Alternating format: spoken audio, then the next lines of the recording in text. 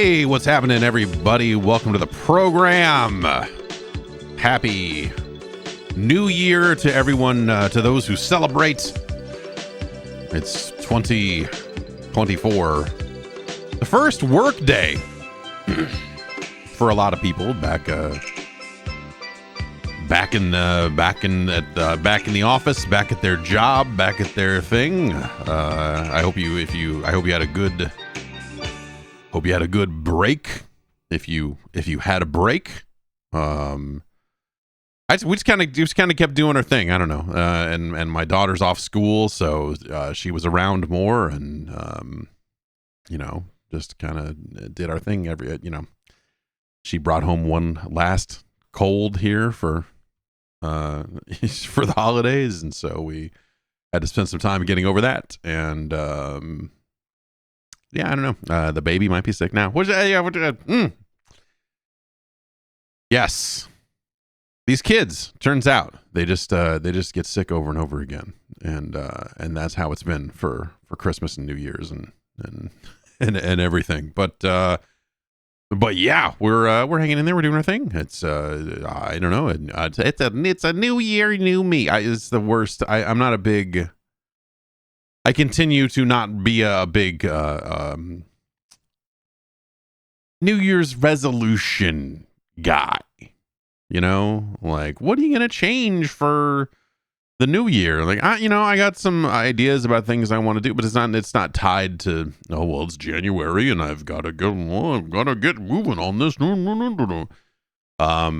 So yeah, watch more 90s anime. No, I don't know. Watch Macross 2, not Macross 1, just the handful of episodes there of Macross 2. Just gonna get that in there. Drag down season 2 of the live action laid back camp. It's just important stuff. That's what we're gonna get in. Yeah, I don't know. It's been as kind of obviously a slow period, because anyone that would be generating news about video games, they're off. They're not putting out press releases. They're not doing it. So there's it's a nice kind of lull in the schedule, in terms of, like, there are not a huge number of new releases, and you kind of catch up a little bit and that sort of thing. Yeah, Zatoichi in chat says, get your goals updated in Workday. The last company I worked for, on my run there of working for companies, they used Workday, and it was my first encounter with it. It's a really insidious piece of garbage software. It's a really, like, it's a intranet platform for telling you your benefits information and letting you file for time off and all this other stuff. It was worse than the CBS stuff.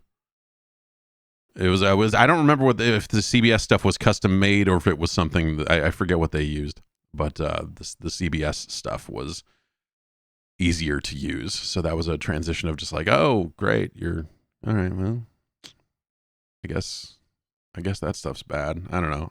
It's all bad, turns out. What, are you gonna go install Microsoft Teams? What are you gonna?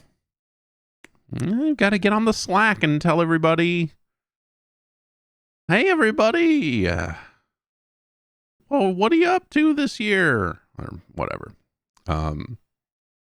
No, instead I signed up for new health coverage, which started yesterday, and is more. I will say that the last year and a half there of health benefits from my last job were cheaper than the ones I have now. So that's a positive. The negative and a positive. That's what we're gonna do this year.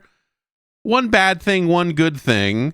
One good thing about the Nitro deck.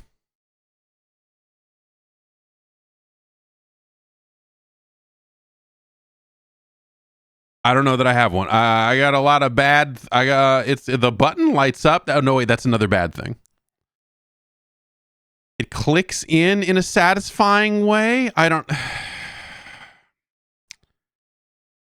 bought one of these Nitro decks from CRKD. I don't know if they pronounce it cracked or or what their deal is. But these things have been all the rage lately online. I don't know what the hell. And now that I have one, now that I have purchased one, I am now wondering if it is a scam. Did I fall victim to a scam? Did I fall victim to a bunch of people lying on the internet about how good this thing is? I saw The Verge trying to say it was good. And The Verge is probably not for sale when it comes to stuff like this. As opposed to people on TikTok going, you gotta get one of these. I got a pop-up on TikTok lately that was like, do you see too many promotion? Do you see not enough promotional content or too much? And I was like, it's too much. It's every 2 out of every 3 posts on TikTok now are people selling something. It's like, I got the blanket from the TikTok shop and I'm trying it out. It can't be good. Oh, wait, it is good. Click my link to buy it. Like, fuck you. So this is the Nitro deck is a shell. It is a shell that you slam your Switch into, your OLED Switch, your regular Switch, whatever. And it's a controller. You know, it's got all the Switch buttons and D-pads and all this other stuff. It plugs into the USB thing at the bottom and kind of makes it look a little bit like a Steam Deck, I suppose, if you needed a visual comparison, if you're not watching the video version. And it came like there were a ton of people. I kept seeing a ton of positive content about this, and I was like, well, that I need to finish. I'm looking to play some more Switch games, some Super Mario RPG, perhaps, as well as playing some more Super Mario Wonder and all that sort of thing. I was like, I want to get back to my Switch. So and I don't like. The default Joy-Cons, the thing I don't like about them, it's a minor thing, but when the Joy-Cons are on the sides of the Switch and you are holding it, especially holding it above your head like you're laying in bed, there is a slight movement to the Joy-Cons, a slight give, a slight bend there when they're in the rails. They move ever so slightly, and I hate it.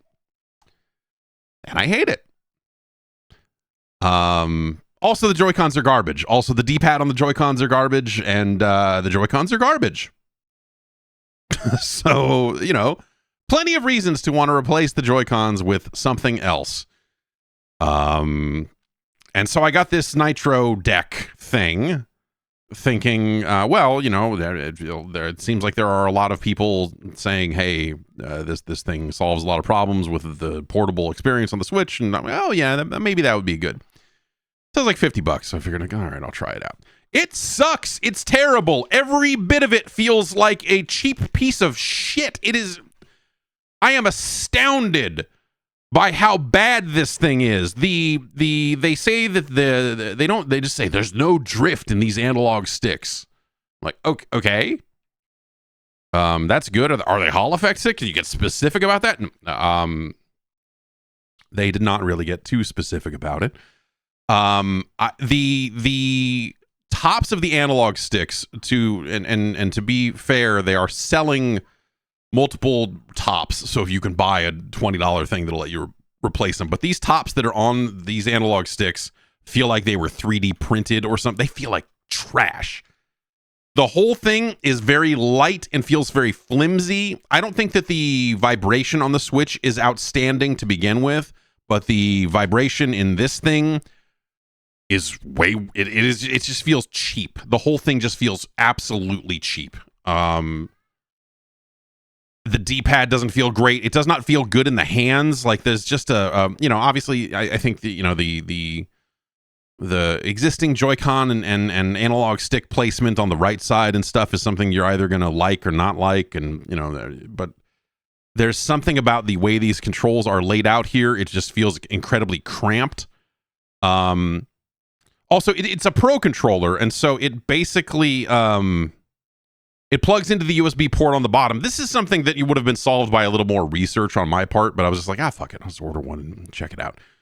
I thought that this was going to be something that you would plug the Switch into, and it would still maybe fit into your existing dock for like an ease of charging, or that it would at the bare minimum have a USB port on it somewhere so that you could continue to charge it. It doesn't. Oh, wait. No, wait. Are these USB port? Okay, wait. No. Okay. All right. There's one hiding under here. Okay. Good. Input, output. Output. All right. That's weird.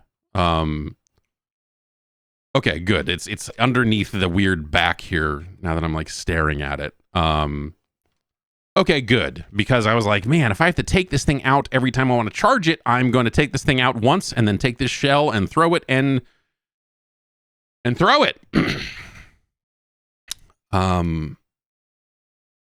It has its own kickstand, which feels sturdier than some of the kickstands Nintendo has graced us with over the years. I'll say that much. And then you have to, there's this little switch on the back that you hit to kind of take it out. And so removing it, you kind of have to get your fingers all over the screen to take the switch out of this thing. And I really hate this thing. I really hate the feel of this thing. I was hopeful that it would, because I was hopeful that it would be like a good sturdy, kind of solution for playing the Switch portably, which I'm doing more often nowadays when I am playing. And so I was just like, found myself going like, I don't like the way these Joy-Cons kind of wiggle in the rails. And I have not removed or added this Switch has not seen a lot of travel or a lot of use. Like, these are still pretty new rails. My launch Switch got beat to shit because I was lugging it around and doing stuff with it. This OLED has not seen much action at all, and it still wiggles in the rails. It feels so cheap. It has additional back triggers, so I guess there's a process where you would connect your phone to this and update firmware on it and map these buttons if you want to do that. I'm really confounded. Like, it was one of those things where, like, at first I was like, oh, I don't think I like this very much, but I guess I see why someone would. And then as I used it more and as I kind of put it through its paces over the last handful of days here, these analog triggers feel real terrible. It just, like, every single facet of it, I'm like, no, wait, this thing sucks. Like, this thing continues to suck in deeper and deeper ways. I spent a bunch of time playing Mario. I spent a bunch of time playing some analog stick games to try and put it through its paces. And I'm like, God damn, man, this thing sucks. I feel like only by the incredibly low bar of a lot of accessories for the Nintendo Switch are straight up trash would you go, yeah, this is fine. Because the comparison, like, the bar is so low for so many different Switch accessories and all of that. I bought the I feel like the one accessory I purchased for the Switch that I actually liked was it's a replacement left Joy-Con. It's got Pikachu on it. And it's got a proper D-pad on it. And that actually feels okay. You can't take it off and use it wirelessly because it only will connect wired. And some people like the Hori Split Pad Pro, which is it's a bigger, bulkier controller that you splits in half and you can attach to the sides. I have held that thing. I hate it. I don't, what it does to the Switch and the weight layout and all the other stuff on it. I am shocked that is something that people keep trying to recommend as well. But the smaller kind of Hori, I believe it's a Hori with Pikachu on it. But it's just a replacement Joy-Con. Looks a lot like the existing Joy-Con, but it has a real D-pad on it instead of 4 buttons. Like, well, that's the left one. It's got a real D-pad on it, and that works pretty well. Have I tried the Switch Lite? Yes, I have. I have a Switch Lite, and part of, like, I was like, I like the Switch Lite, but the screen is too small.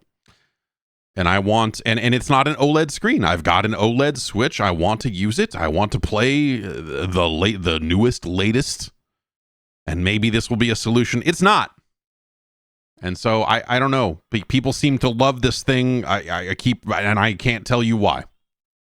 Like, I am genuinely baffled. I'm not trying to be like weird about it or whatever. Like it's fucking terrible. I am now that I have talked about it here, I am going to take this out of this thing and put it back in the box it came in, and I will investigate if I can return it. I don't intend to ever use it ever again.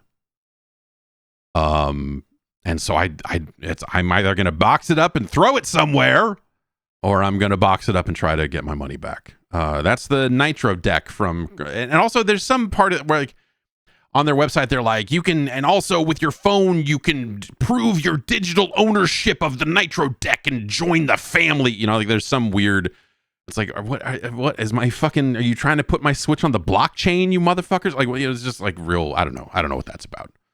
So I don't know. Ultimately, I guess I have to say I don't know, because there have been a lot of really positive coverage of it, and I can't tell you why. I cannot tell you why. It's like baffling to me, because every facet of that thing I touch, I'm like, God, this sucks. Oh wait, no, this sucks. Wait, this part of it still sucks. This seems absolute trash. Like it is. It just feels like an incredibly bad piece of hardware. It feels super cheap and trashy, like the worst kind of third-party peripherals, where you're just like, oh, I would give this controller to someone I didn't like when they came over to play some multiplayer. Like, it's got that cheap feel to it. It's gross. Gross. In stores now.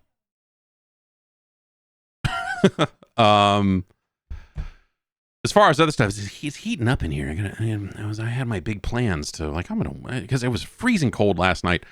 I was up with the baby for a lot of time last night, and so I'm working on a couple hours sleep, and it's going great.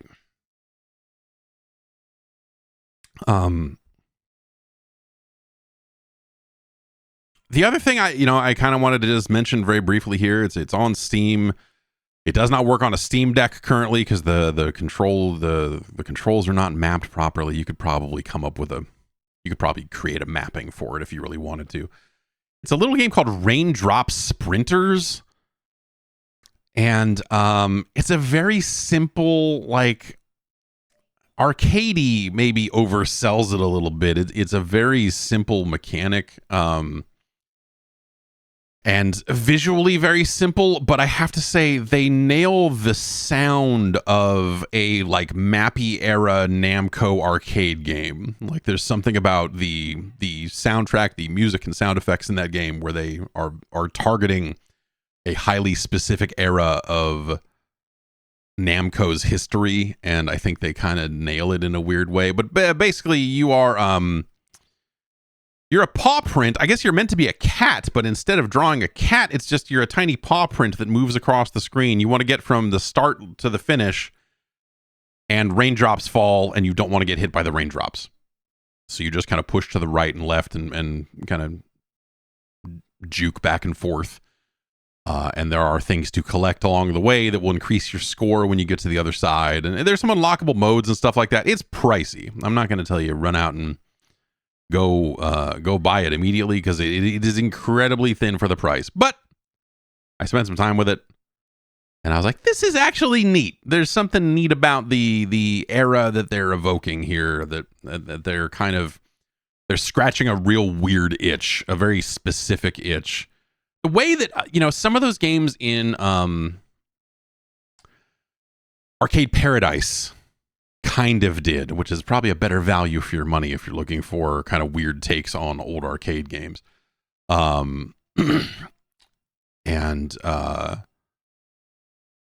I don't know. It just kind of, there's something about the font work and there's something about the visuals, with the exception of you just play as a paw print, and what if you were a cat walking, what if it looked, a little bit more like the big boss cat from Mappy or something like that? There's aspects of that feels a little underdeveloped. Raindrop Sprinters is the name of the game. And it's kind of cool. I will probably stream some of it at some point here when I get to the chance. If you want to see it in action, it's a neat little thing. But it is very, very slight, and the price is maybe a little high for how slight it is. So keep that in mind if you do decide to give it a look. And that's basically what I've been up to. I fell in a hole. Oh boy. Okay, hang on. Let me drink this drink.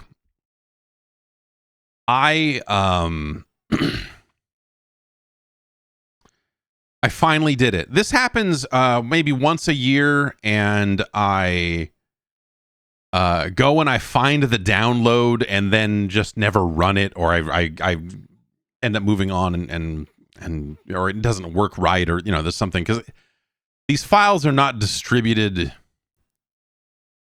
officially.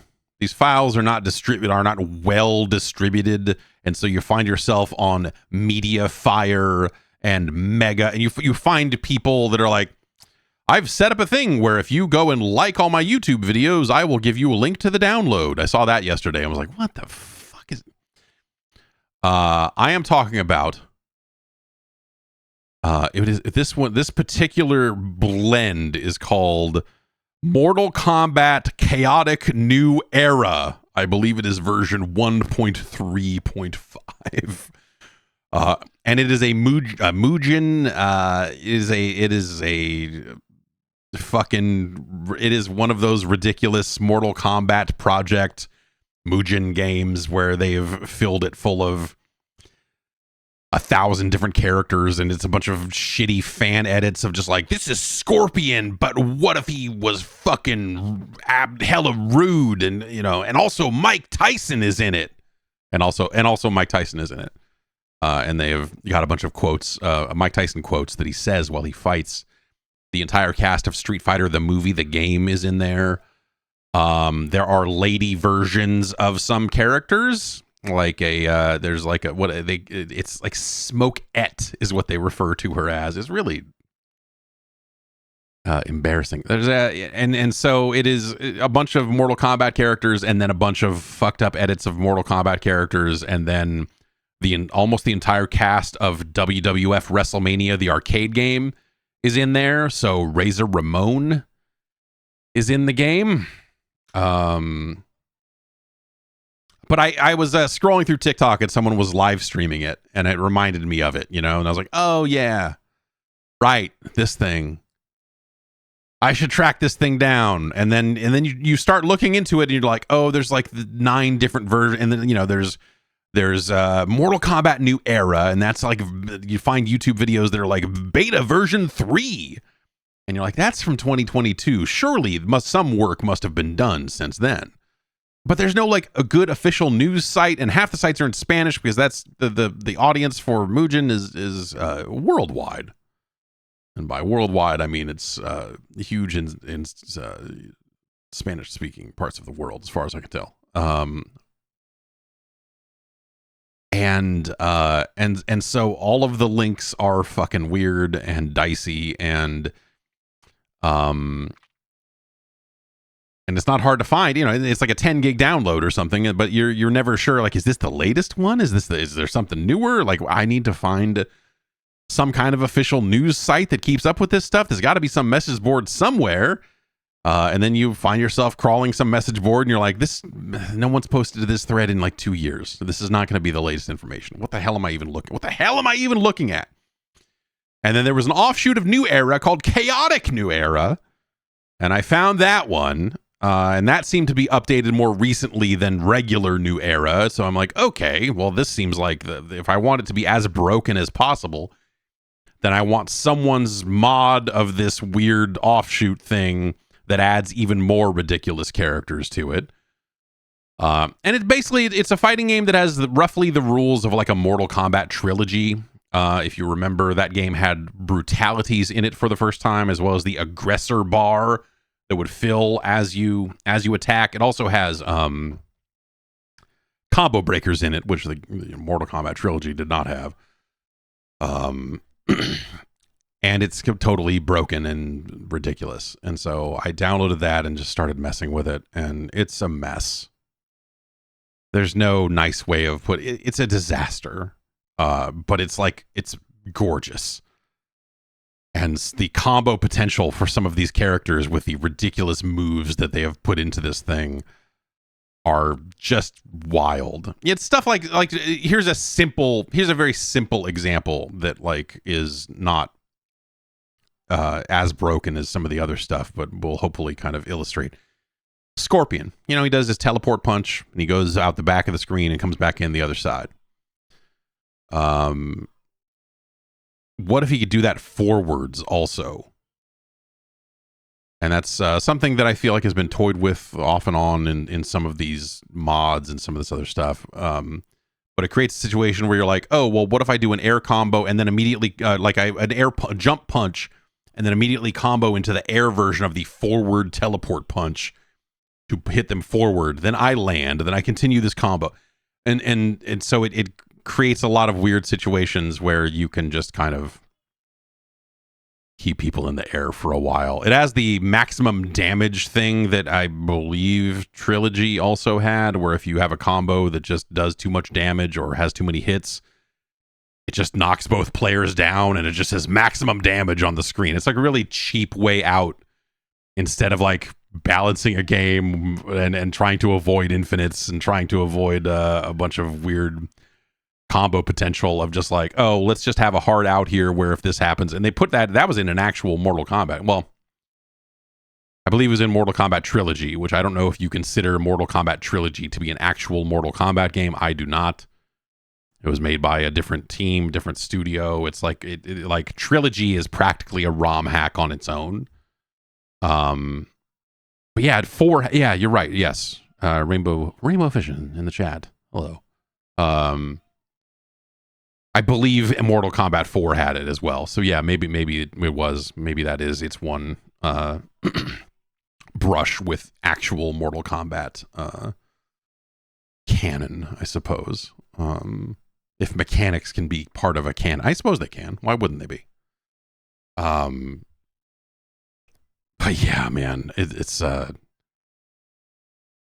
just it's fucking ridiculous. I don't know. Mugen, you know, if you're not familiar with it, it was originally a software package that came with one character named Kung Fu Man, and basically it is a you can make your own fighting game characters and stages, and you can kind of edit some mechanics, and sort of Salty Bet is built on this with all of its ridiculous characters and everything. So over the years, people have made a lot of modded crazy, like really crazy characters. It started, and I think a lot of people were like, oh man, what if you could make. This goes actually way back years before Mugen. This is a game that when I can track down a copy of it, and get it running reliably, it will be included in the Jeff Gerstmann Hall of Fame. Spoilers for 2024. A program called SF2 IBM, sometimes known as SF2 Gen.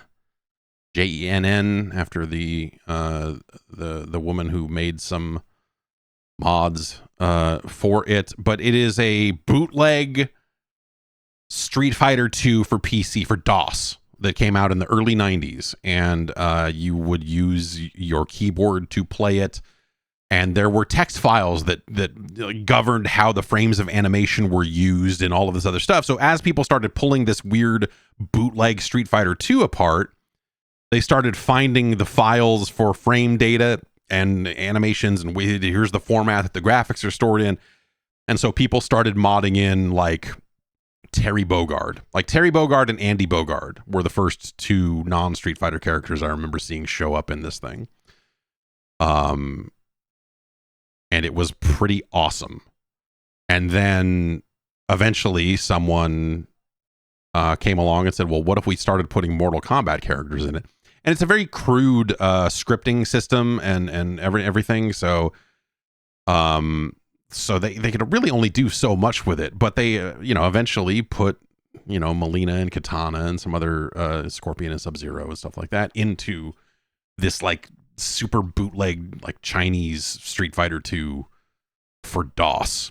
And it was great. it was fucking awesome. Because there were no, like, the official versions of Street Fighter 2 that came out and ran in DOS. There's a version of Super, and there's some, they were terrible. Like the latency, the movement of the characters, everything, it just felt like absolute trash.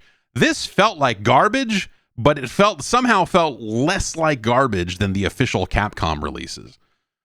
But it's a disaster because it looks like someone, it looks like someone taking photos of taking screenshots of the SNES version of Street Fighter 2 and then ripping the sprites out of it that way, and just really really trashy. Like it's impressive. When you go back to look at it, it's so when Mugen came out all these years later and people started doing all of this other weird stuff with it, it reminded me of that. And obviously people have run with it, and you have crazy Ronald McDonald and Akuma, and like all this other all of this ridiculous stuff that Salty Bet, I think, really did a really great job of putting a spotlight on. Salty Bet is still doing it. It's maybe not in the zeitgeist as it was there for, let's call it a year. I don't know, maybe it was less, but it felt like, like Salty Bet, when it blew up, it really blew up. It felt like it was like the most important thing. Like I was like, we need to have a TV that's just showing Salty Bet all the time in here. We should devote a screen to Salty Bet around here. So it's always on. So it's always there for us. And so this Mortal Kombat chaotic new era thing is like that, except you can play it. I mean, you can presumably you can, if you had access to all of the Salty Bet stuff, you could probably play it as a video game as well. Just pick up a controller and don't pick watch mode or whatever. But obviously the fun of Salty Bet is that it is AI fighting each other and all of that sort of stuff. So yeah, I don't know. Mortal Kombat Chaotic New Era, catch it. It's broken. It's hilarious. But also plays a lot more like Mortal Kombat than you would think. I don't know. Like I feel like for the longest time, the early day, well, I guess what we could call them the early days now, but like the early days of Mugen, which it never feels like I'm pronouncing it properly when I say it out loud. No matter how I pronounce it, it always feels wrong.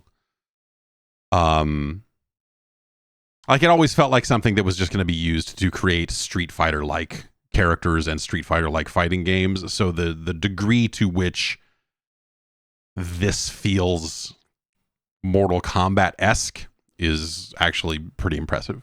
I don't know what they had to do to the engine itself or how the characters are built or whatever to make all that work, but bravo to the insane people that made all of those different characters and made all of that different stuff. And it's like any character that was even the least bit hinted at in some kind of Mortal Kombat lore or rumor or something like that is probably in there somewhere.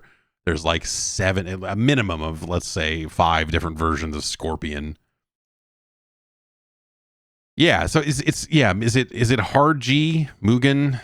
Yeah, I assume also it is pronounced in the Japanese as well. Okay. I'll try to remember that, but it's like a Ubisoft thing where like you forget what's right every single time it comes up. Actually, I'm pretty good at Ubisoft, but I feel like Ubisoft at one point changed. At one point, Ubisoft tried to be Ubisoft and then went back. I think there was an era there where I think there are people internally at Ubisoft that probably still pronounce it incorrectly. Anyway, so I've been messing with that. I don't know. You go grab a copy of it. It's well, I don't know. Hey, run it through a virus scanner before you run it. Because not that my copy had anything ill going on in there, but it just, that's always the thing, right? You're just like finding these downloads on random fucking websites that are linked in the bottom of YouTube comments, and you're like, okay, we're digging pretty fucking deep here. This is probably not. This is not recommended behavior. Microsoft Smart Screen, please save me from myself. Let's get into the news.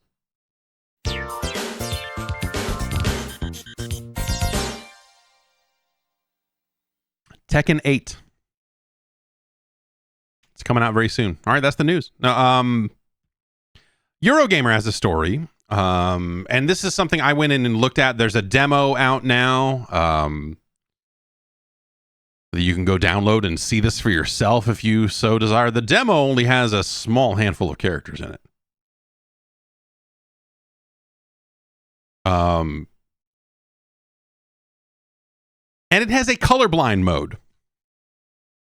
As someone who is colorblind, I found myself very fascinated by there's a video out there for the accessibility modes for what they're doing for colorblind modes, and there is one filter in there that basically you can make the background all white or all black with like it's like you're putting a filter over it, so you still see the edges of the buildings and the edges of the lines and all the other stuff that's in the background, but it's like a it kind of blends the filter out. And then the characters, the left side character gets vertical stripes, black and white stripes on them, and the player 2 character gets horizontal stripes. So like their entire body is just made up of these stripes. And Eurogamer has a story on this. So this video went around for a few days. And I was looking at it and going like, geez, that's a weird filter. It basically strips all of the color out of it.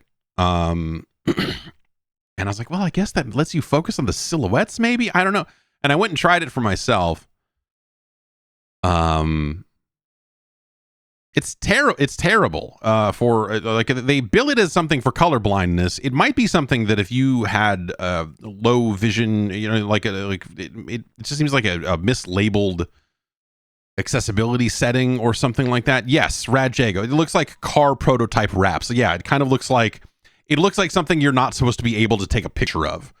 Like it's just like which is the opposite of what they're probably going for, because it feels like they want to make the edges of the characters extremely distinct so that they come out from the background, but it just doesn't work. Anyway, accessibility specialist is how Eurogamer bills Ian Hamilton on Twitter wrote to Harada, the head of Tekken, over at Namco, the head of Velocita, the head of Ridge Racer. Says you urgently need to remove one of your filters, the striped one. It cannot be present at launch, as it may hospitalize players or worse, in the same way as the infamous Pokemon episode. The approach with filters in general would benefit from rework. They generally don't help. The intent was good and the technology is good, but the focus should be on players with low vision, not color blindness. Filters aren't a fix for color blindness. And as someone with color blindness, I will say that's absolutely true. I also don't know, and as someone who is colorblind, and there are a ton of different types of colorblindness, I will grant you, I don't think a fighting game needs colorblind filters, especially. It's two characters, one's yours, one's not. If there are situations where someone is, again, it's about the silhouette popping out from the background, and so if there are some colors that are too similar, maybe the silhouette is not coming at you the right way. And I can see some situations where maybe if it's the right colors on the character and the right colors on the background, that maybe you would have a little bit of trouble discerning some of the hits and stuff. But what they do is, they're putting filters over the entire character.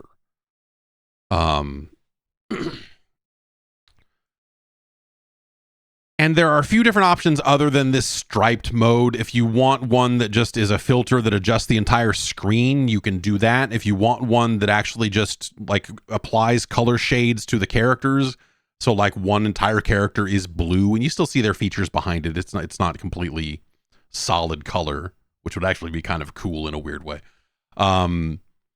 You can have like, oh, the left guy is blue and the right one is green or whatever. And then, that will pop out from the background better. And maybe that is useful for someone. Again, that also seems like something that might be better for people with, as Mr. Hamilton puts it, people with low vision, not necessarily color blindness. As someone who's colorblind, I think the filters in this game are like kind of ridiculous. And I don't know what they're trying to accomplish with them in terms of them being labeled as like color blindness filters. I think a lot of color blindness options, I've talked about it before, a ton of the color blindness options available in modern video games are garbage. They don't help. They feel like they tint the screen in a way that's just like, it's not helping. The thing I need, if this helps, I'm trying to, it is always very hard to get people who can see colors normally to understand what color blindness is like. And maybe the filters of like, oh, if you're looking at, like when they say this is what color blindness looks like I never know for sure. The only the when you tint things, it just doesn't help. What I would like in games, I suppose, is so games will do a thing where this happens in like the Doom, the recent Doom games, I believe, do this. Where like there'll be lights above a door, and then that will determine if the light is something like from a distance. You can look at a door and know if it's going to open or not. And if there's a red light above a door, apparently that's a thing that you can look at and go, oh, that door probably doesn't open. I would never trust that because people hide secrets in games all the time, and you would want to try every door. But I try every door, not really ever looking at what's going on above the, if there's a light above the door or anything like that. So I don't know if a filter would help in that case, because at this point I'm so trained to just try all the doors that unless a ton of video games just did something differently or whatever, I don't really know that a filter helps with that. The only time colorblindness stuff ever works for me, and again, I've said this before, it's HUD stuff in like Call of Duty. And it's the ability to choose the specific colors so that I can choose colors that are distinct for me. That's something that modern Call of Duty does quite well. Past few years here, Apex Legends, I believe, does a really good job with this. Respawn's been pretty good. Like Titanfall 2, I'm pretty sure has a really good setup for this, if I remember correctly. But it's basically like if the enemies have red highlights on them, that doesn't work for me. So I just need to change it to something else. Anything else. It could be a bright blue or a green or whatever. Like and I just want their names to be a different color other than red. And I want their when their dots show up on the mini map, if it's red, I might miss them. Because red doesn't pop for me. I always just think red is a dim color, but apparently that's not the case. Like my monitor here has a stupid light that comes out of the bottom of it, and you can set the color.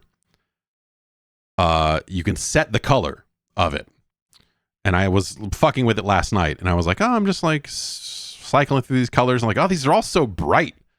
I was like, oh no, this red though, this red is good. This red is a nice dim. I don't need it to pop out. And then I thought about it. I was like, oh, maybe this red is like super harsh to people who see colors normally, but for me, it is not a very bright color. I'm trying to think. Like, so I have it's a little it projects stars onto the ceiling. It's for the kids.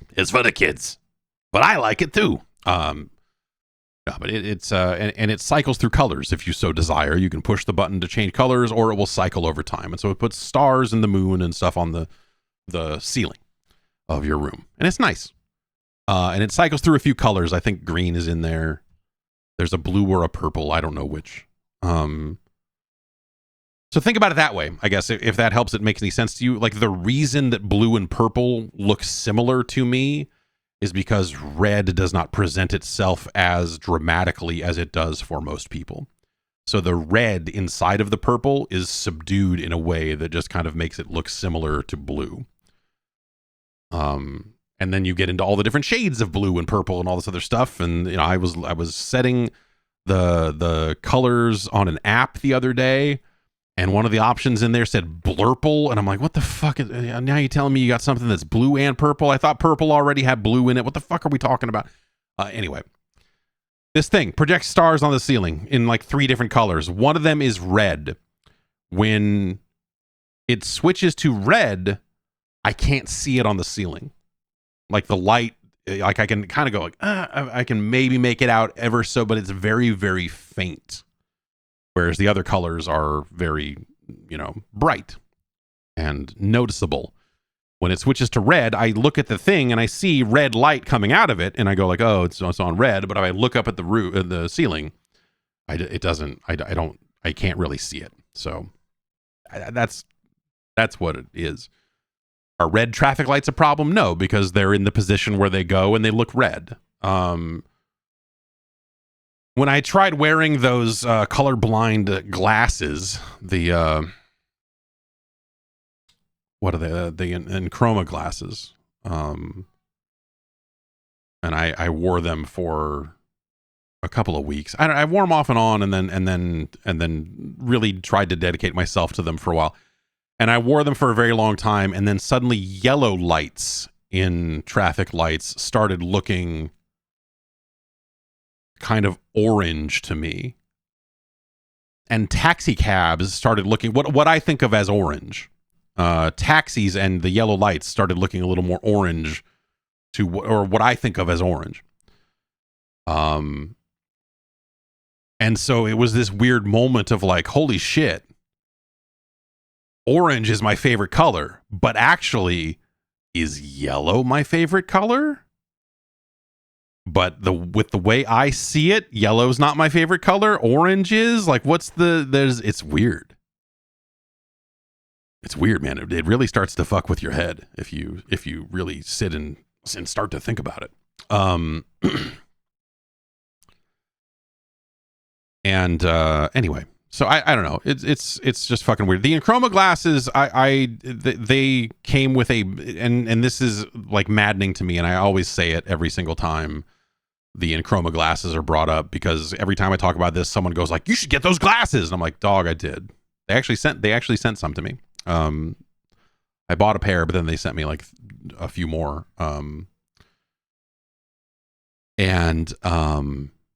They all come with like documentation that says like, you need to put this on and wear them for like you'll probably need to wear them for a week or a few weeks or a month or whatever. Like, you will need to wear them for a good chunk of time. And ultimately, yes, all they do is they filter light.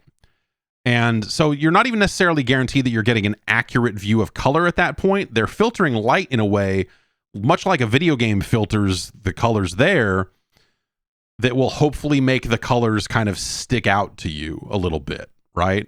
So that you can see the difference in the colors. You can't necessarily guarantee that difference is accurate to, I don't know, Pantone, I don't know, whatever the fuck is accurate color, right? Not to get into too much stoner conversation, but at some point we do get down to just like, well, how do we even know that the color red to you is the same as it is to me? Maybe everyone's eyes work different, man, but we would never know that. We would never know that, bro.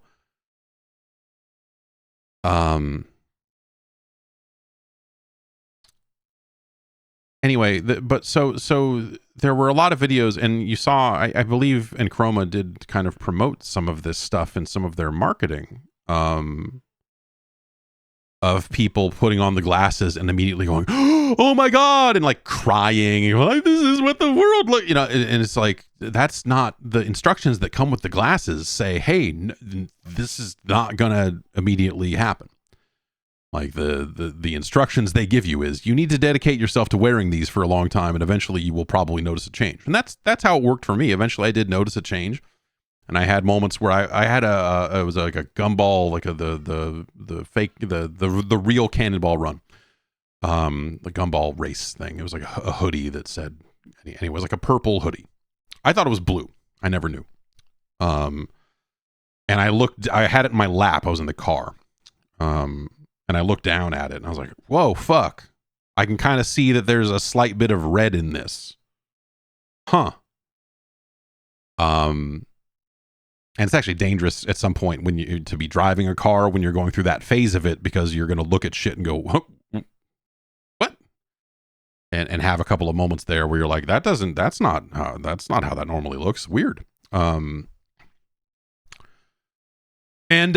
so I don't know, but like that, the whole thing of people putting on the glasses and having these like crazy, YouTube influencer moments where they're jumping out of their chair about colors or whatever, as far as I can tell, is a bunch of horse shit. And so the idea that the glasses get marketed that way, despite their own documentation saying that that's not how it works, always felt really disingenuous to me. That is not to say that the glasses don't do anything, but it was something where it's for me anyway, it was a very subtle thing, and ultimately I decided that I didn't. It wasn't something that was like massively helpful in a way where it was like, oh no.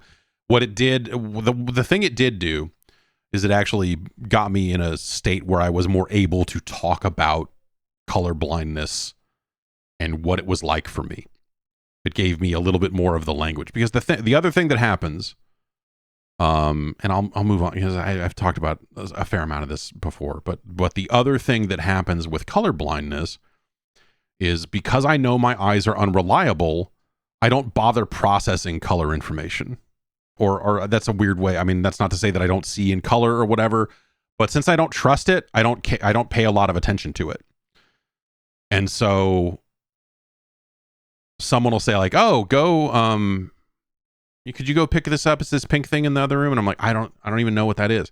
Like colors that I know I would be able to see if I really thought about it and looked at it, because I don't trust my eyes. When people try to describe something as a color, even when it's a color that I am usually able to see, like I don't think about objects in that way. I just don't think about the world in. I don't see color, man. I just don't think about objects and other stuff that way. So when people describe things as color in a color first kind of way, it's always a little weird for me. There was a theory, and it's probably bullshit, but I think it's because back in the GameSpot days, it felt like half of us were colorblind. At one point, like in the early 2000s, it was just like there was just a lot of colorblind people on staff. And there was a theory. I don't think it was just something we came up with. I'm pretty sure it was an actual theory out there saying that because of that weird ability to kind of discard color information, there was a theory that people who were colorblind might be better at video games in a certain type of way. Obviously, color matching and that sort of stuff is gonna, you're gonna be way worse at. But in terms of just like you're seeing the silhouettes of objects, you're seeing that, you're the motion, the data that you're focusing on, you filtered out some of that color data, I guess. And so you're focusing on something, you're a little more focused in. I don't think that it's probably bullshit, right? But I don't know. There was some study, I think, that said that maybe that was the one of the reasons why colorblind people seemed to be gravitating towards video games or whatever it was. But that's probably bullshit. Anyway. This Tekken thing seems ridiculous, and Harada's response is maybe even more ridiculous, though also it's a very Harada-like response in that there's a real like don't ask me for shit kind of vibe off of this, where on the 27th he posted, "A few people, albeit very few, have either misunderstood the accessibility options we are trying or have only seen the video without actually trying them out in the demo play. We have multiple types of color vision options for players with different color vision, not just one pattern. In addition to that, there's also a brightness adjustment for effects and an overall brightness adjustment, and with those, there's quite a range of adjustment, On top of that, we have never claimed or publicized that these options cover all players' color vision, although it has been talked about by a favorable community as a result. These color vision options are a rare part of the fighting game genre, but they are still being researched and we intend to expand upon them in the future. Currently, we have received positive feedback from many demo play participants, but we understand that this option does not address the color vision of all players in the world, said again. We would like to inform you that we have been working with several research institutes and communities to develop this option, even before we developed the accessibility version of Tekken 7, not for sale, and Tekken 8. So it sounds like that they started doing accessibility tests on the Tekken 7 engine and never sold that or added it to the game or whatever, but it's just a weirdly defensive, like, we've been working with institutes. Some people have said it's not as good. Well, it's not done. And like, yeah, of course, right? I mean, they're trying to do something. I think they should try to do something. And again, my color blindness doesn't cover 100% of people's color blindness or whatever, but also as someone who's been looking at color blindness options in games for a lot of years now, this doesn't seem actually helpful. And the one with the patterns and stripes and stuff, again, it feels like something that they should, I'm not this person, so I guess I wouldn't know, but I'd look at it and it seems like something for people with low vision, not color blindness. And so maybe it's just a case where they will label it differently in the final version of the game or something like that, but I don't really know why they are why they are doing this. Again, I don't know. I would think the sound effect stuff from Street Fighter 6 is a really kind of cool, kind of low vision sort of option, and stuff along those lines makes a lot of sense. But making the character green or something, again, I don't know what purpose that is trying to serve. That I don't know that I've of the types of genres of games I've seen colorblind people complain about, and the ones that I have had complaints about myself, it has never once been a fighting game. And if it is a fighting game, it's a situation where, like, hey, this unblockable attack's gonna glow red, and I just don't see the red. But that's not what they're addressing here with any of these options. They're making the characters different colors and different patterns and all this other stuff in a way that's just like, I don't really know what the goal is there. Well, I know what the goal is. I mean, the goal is to, make the game accessible to a wider audience, right? I mean, that's always the goal. But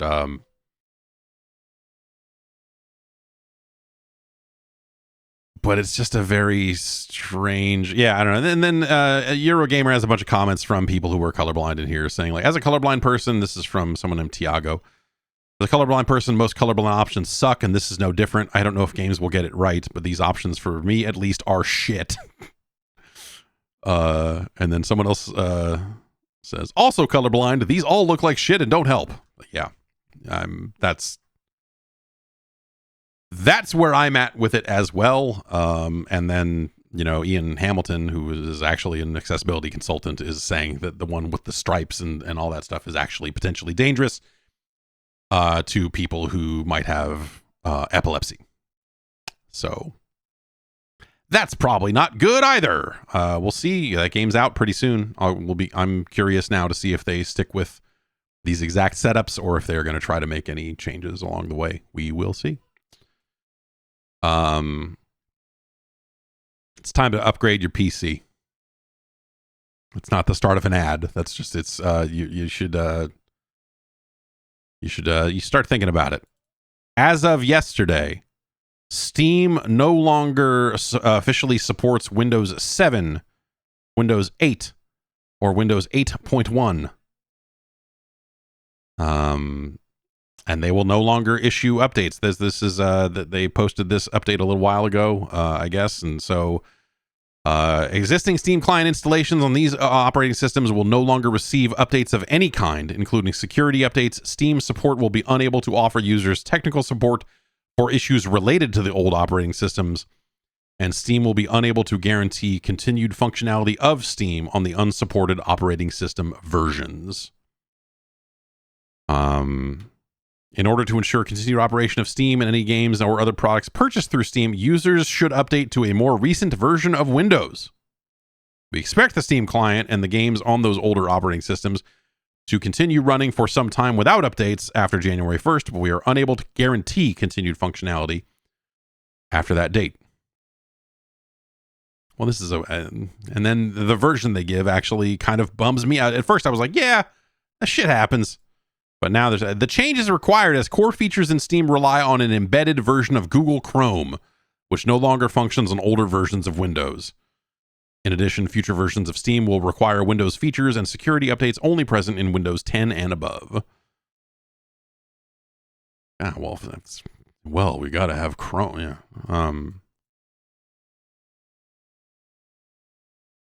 Get Firefox in there, baby.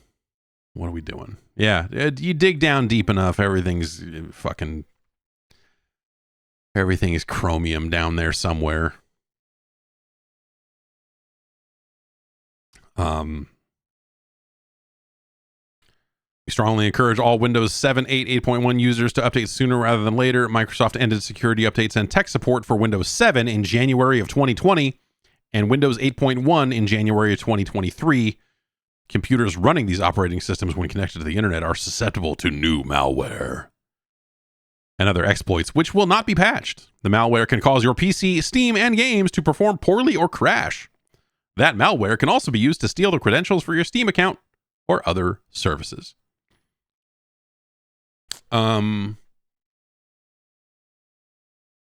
I don't think that this necessarily tips their hand about any future features when they say like, oh, we'll require some security updates and stuff only present in Windows 10. Like, I wonder what that actually means. But when you go back and if you look at the Steam hardware survey and you look at the OSs being used by people that are actually running Steam, these OSs represent a very small number.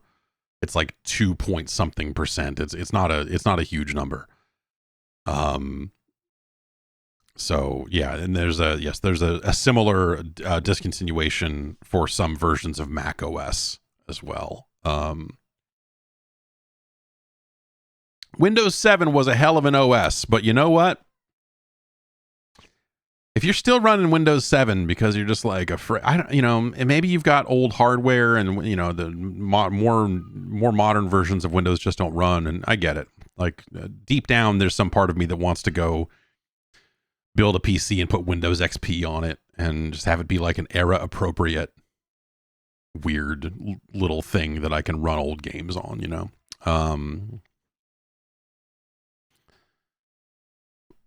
but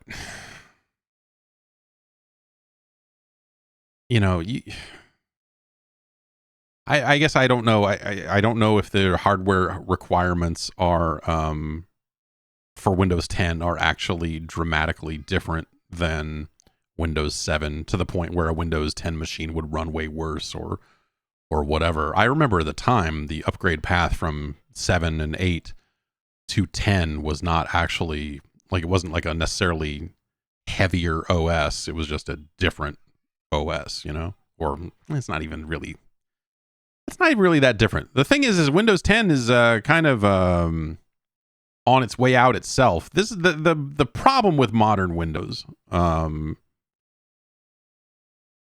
Man, I ran Windows 8. I ran Windows 8.1. Windows 8.1 fixed just about everything that people hated about Windows 8. And the only thing people really hated about Windows 8 was the start menu, because they tried to make it this big full screen, gaudy touchscreen interface, and it was like their push for a unified UI for all versions of Windows, regardless of where they were running. The Metro UI, like, hey, it's running on a Surface, so it needs to be a touchscreen. It needs to be this. It needs to be.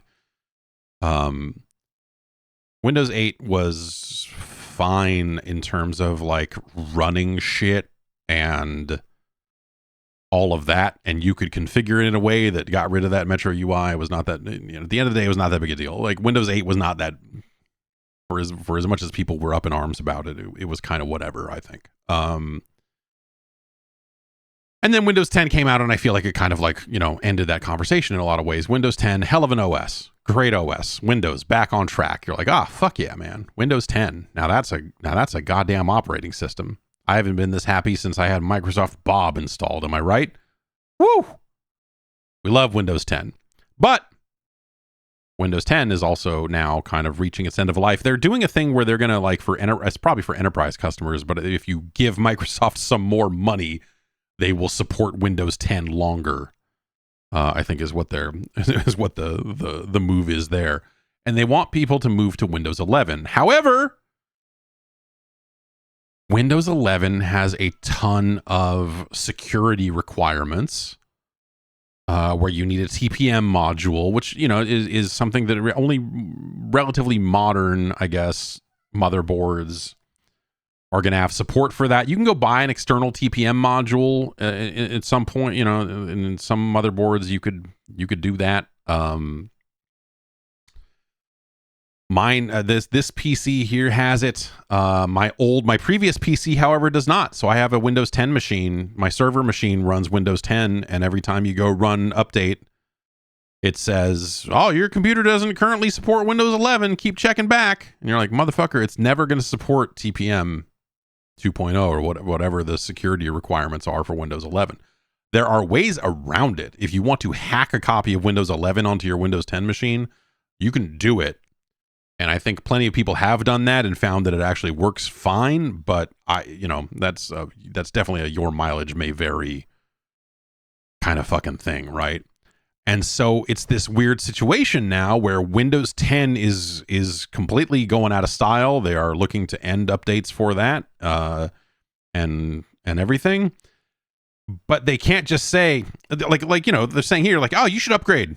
Is what they're saying for these Windows 7 users. Like, hey, you should get Windows 10 or something, which you could do probably, but Windows 11 does not support a lot of those older machines because of its requirements around some of these kind of secured computing concepts and whatever specific things you need for Windows 11 to go, oh yeah, you're secure, you're good. It's kind of crazy.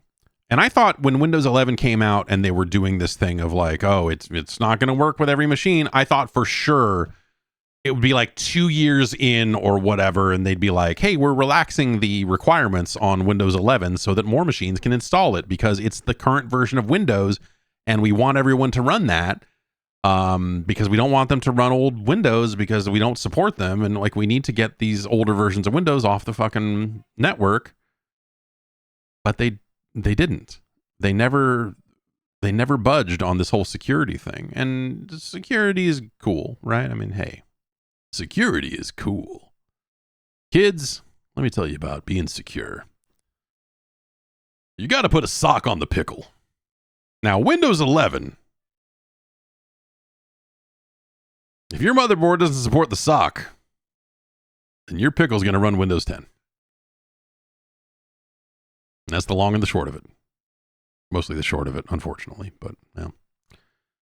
So I don't like it's a very weird thing to me that they obviously would want everyone to move to Windows 11, but because of the changes they have made with security, like you physically can't do it. I mean, unless you do a bunch of weird shit where you're like, oh, okay, we're going to add my old CPU to the list and hack it on there, and then it will upgrade and we'll see if it works. And like I said, some people have had great success with that and some people have not. I keep thinking about doing it with my old machine. It's like a 6700K or something.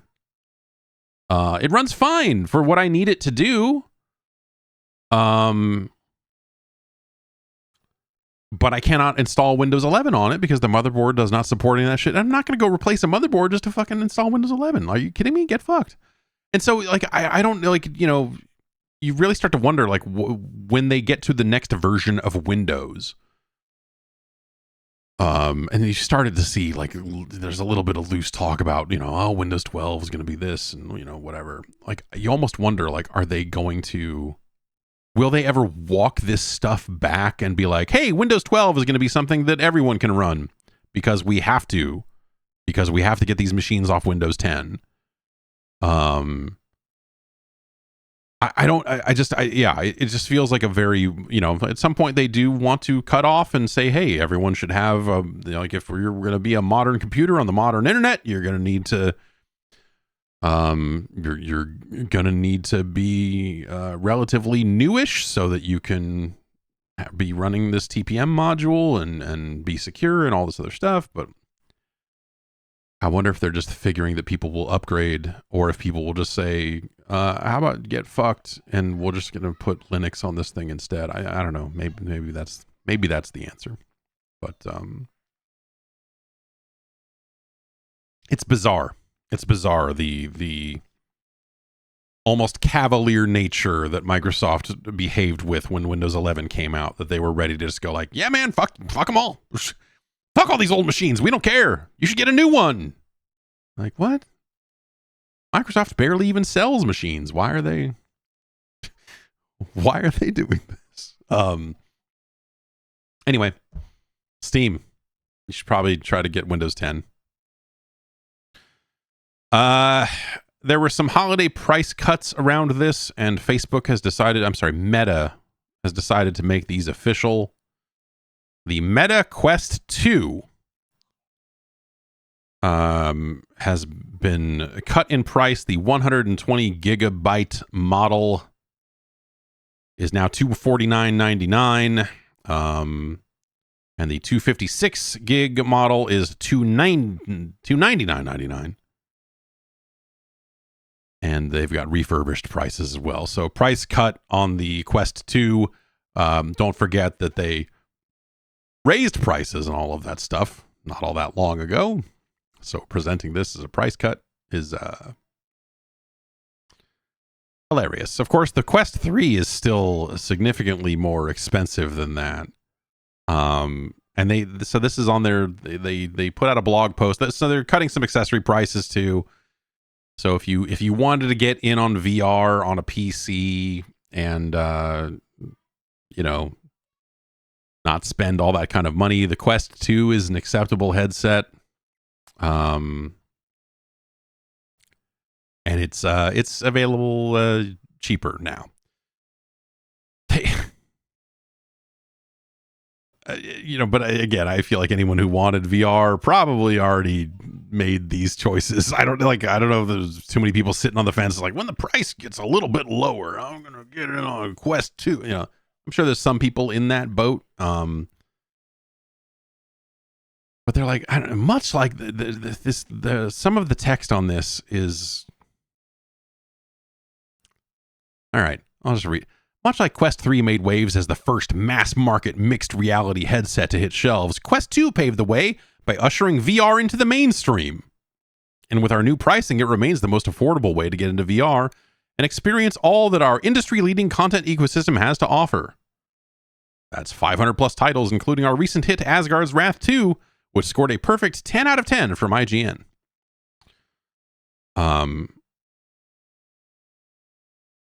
And then the last sentence. The hype train's about to leave the station. Time to get on board. And then a train emoji. That's how they ended their news about the price cut. Hey man, hype train's about to leave the station. You should really get in on one of these headsets now. Dog, the hype train left the station and has not been seen since the Quest 1 came out. Dog, the hype train pulled into the station when you fulfilled Kickstarter orders. And when the Vive came out. And then after that, it's not been a train leaving a station. It's been a little bit more like a plane crashing into the fucking ground. Hasn't it? Maybe they, it sounds like that they maybe had an okay holiday. I haven't really dug into it too deeply for hardware sales, but it just seems like the lasting legacy of VR is that people buy one and use it for a couple of days and they go, all right, and that people get sick, and that there's no such thing as VR legs, and there's no such, and then there's some people who are just going to immediately get sick, and more games are selecting to be at the extreme end of mobility and motion and all of those sorts of things, because the only people still playing VR are the people that want those high-end out there experiences. And so it's probably becoming even more and more unfriendly to new players in a weird way. Would a used Quest 2, Keith Games asks, would a used Quest 2 be good enough to enjoy Half-Life Alyx? Absolutely, yes.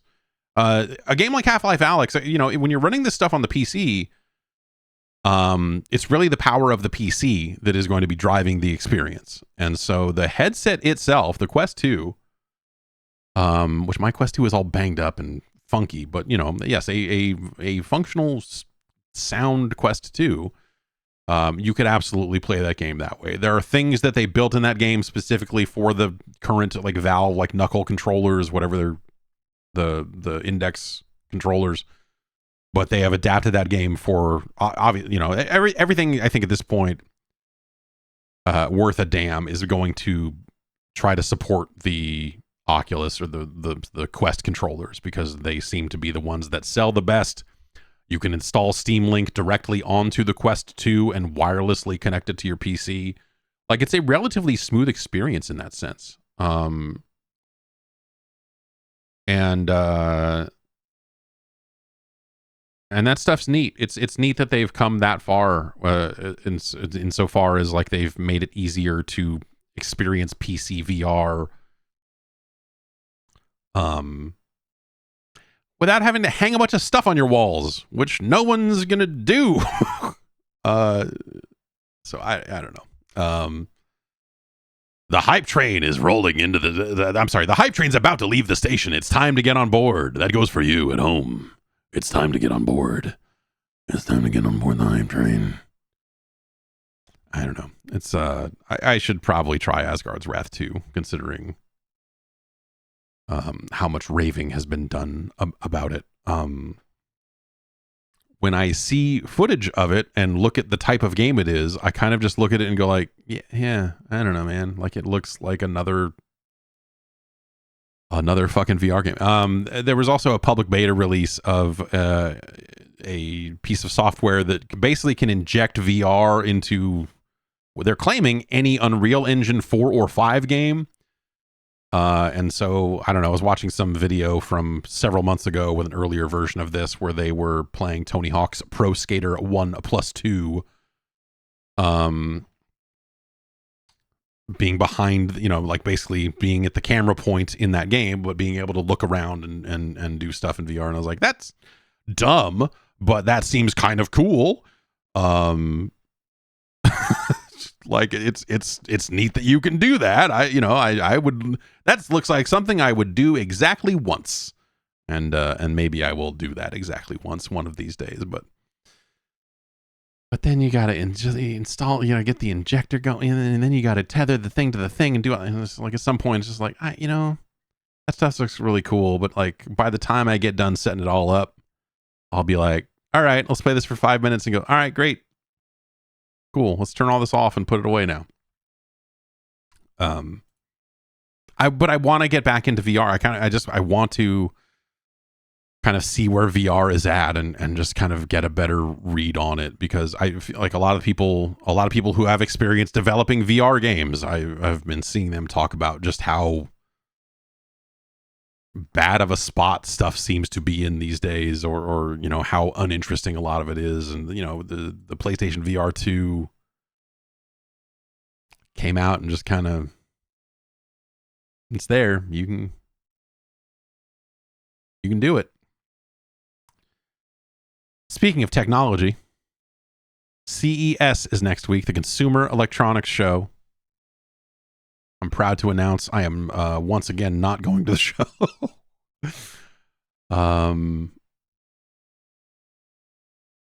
We'll see what's there, right? I don't, you know, there's we're starting to see some small little bits of info about the next series of NVIDIA cards, but they seem like they're significantly further off. I doubt we would see anything from the 50 series here, but it sounds like they're going to slap the word super on the end of some of their 40 series cards. And or as a TI or whatever. So the NVIDIA will likely have some kind of smallish upgrade there. And hopefully make these things more reasonable. That was some of the talk I saw around the 50 series cards. Was this idea of, hey man, NVIDIA really fucked up. And I'm like, oh yeah, huh? I suppose they did. Specifically on price, because of how ridiculous the current generation of graphics cards are price wise. Like it's not to say that they are unpowerful. That's a word, right? Unpower. But the use case for them with the price point and all of that stuff, when you kind of plot that out on a chart, it's very exclusionary in a way, and that the suggestion was that perhaps when we get to the next series of cards, the 5000, the 5090, that potentially they could try to aim at something that might be a little bit more affordable for a wider range of people. I have my doubts on that particular, NVIDIA going like, yeah, man, we've found a way to make these less expensive, but also more powerful. Like, that's not how any of this ever works. Especially at a time when these graphics cards can also be used for crunching numbers in AI, in machine learning, whatever bullshit terminology we're using these days, to generate fake images of John Cena fucking a police car. Whatever it is you're doing when you need to install these things locally, make your voice sound like the Dracula Flow guy. Just like whatever, the crazy taxi announcer, whatever it is you're doing with your graphics card in the privacy of your own home. It's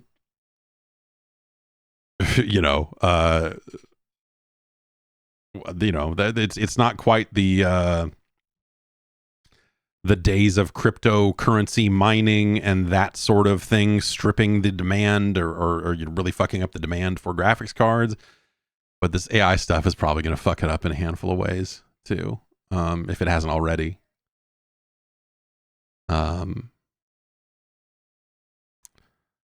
I don't know. We'll see what these super cards end up being. As another 10% boost or something. But hopefully this. I feel like we need price cuts on this stuff, and meet in the middle somewhere, because the AMD cards feel very underpowered when I look at them, and the NVIDIA cards are powerful. Well, I don't know. To have the longer conversation, we'll probably have it when we start talking about kind of the year in review game of the year stuff. But like, hey man, these 4090s came out and they're cool. They're not cool. But also it was a year when we had a lot of rough launching PC games that didn't often support all of the bells and whistles, and like even we're at a case where a game like Call of Duty supports ray tracing only in the menus and not in game. And on top of that, ray tracing is neat, but not that neat. Honestly, the reason I still feel really good about the purchase of a 4090 is because of the video encoding on it.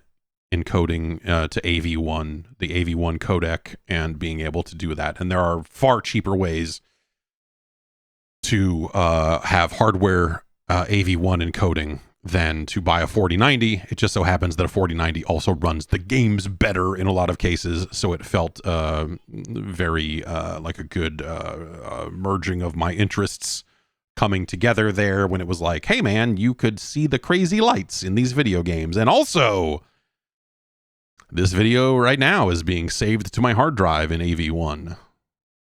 My local recording spits out an AV1 because YouTube will take AV1 uploads, and I can, if I need to touch it, I can touch it and edit it and spit it out in AV1 all over again, and like that, like nothing, like boom.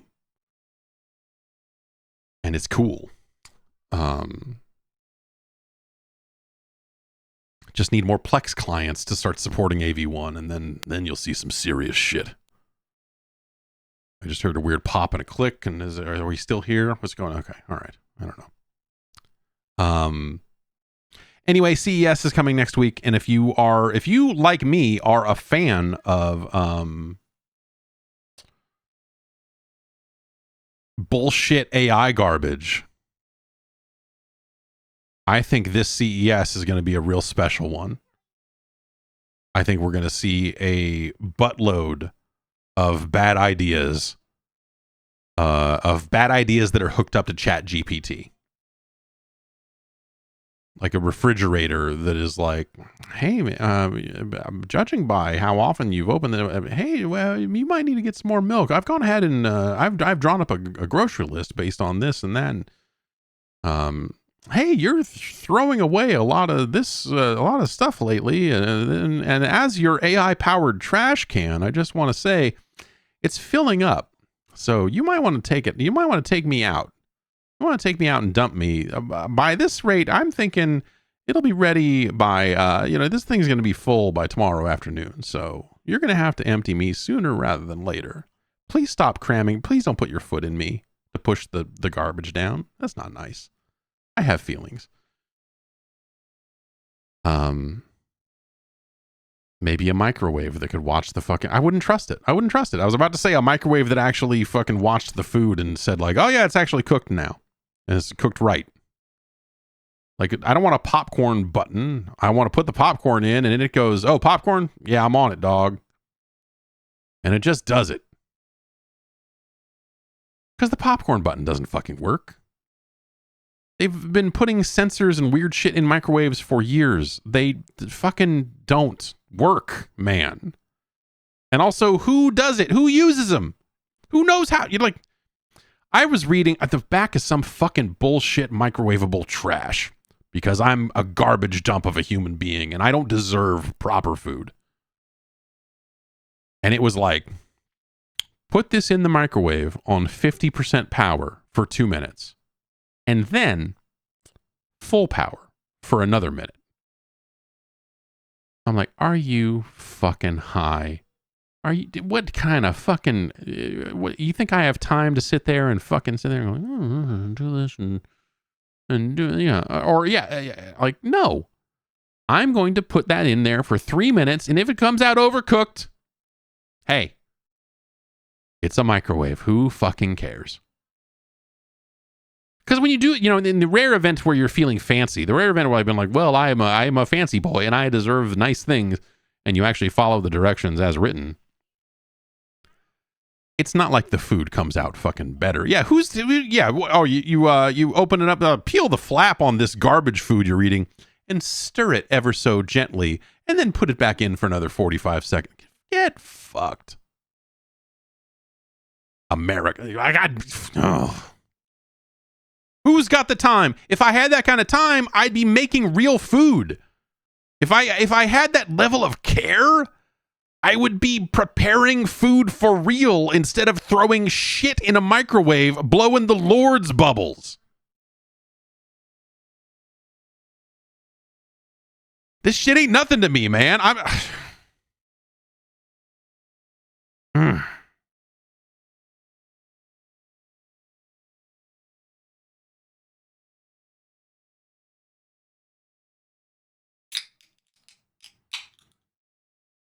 I knew that the breakfast sausages were going to be rubbery and burnt, but I ate them anyway because I'm a gremlin.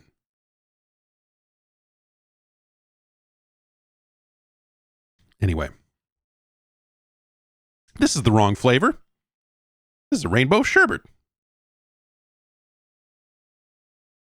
I was supposed to get I thought that these were, I didn't even look because it was like, here's 4 orange dreamsicles. And then I cracked this open. I was like, whoa, that's not an orange dreamsicle.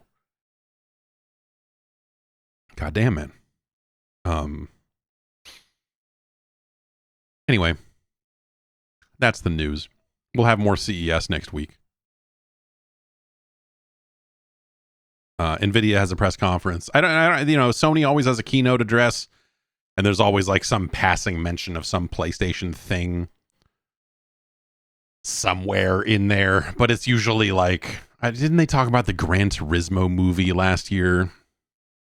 I forget what it was, but it was like, it's just very, it's not, you don't need to care about CES, even if you care about PC hardware, and I do.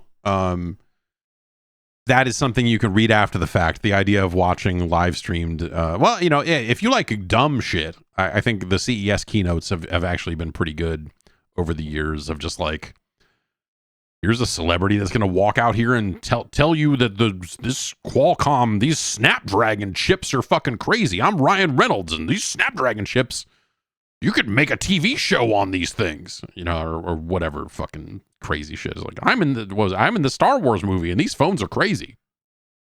Great, thanks. It's like somehow even dumber than game press conferences.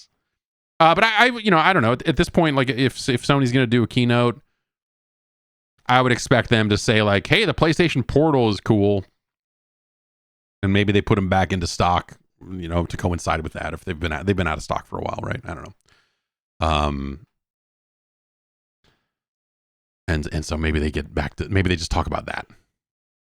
Do I think that any game companies will shift back to CES? Absolutely not. It is just not the time of year for, like, no one needs to talk about their upcoming game lineup in January. And also, it'd be more likely for the Game Awards to kind of become, which it actually did last year. I got invited to way more events around the Game Awards this last year than I did the year before.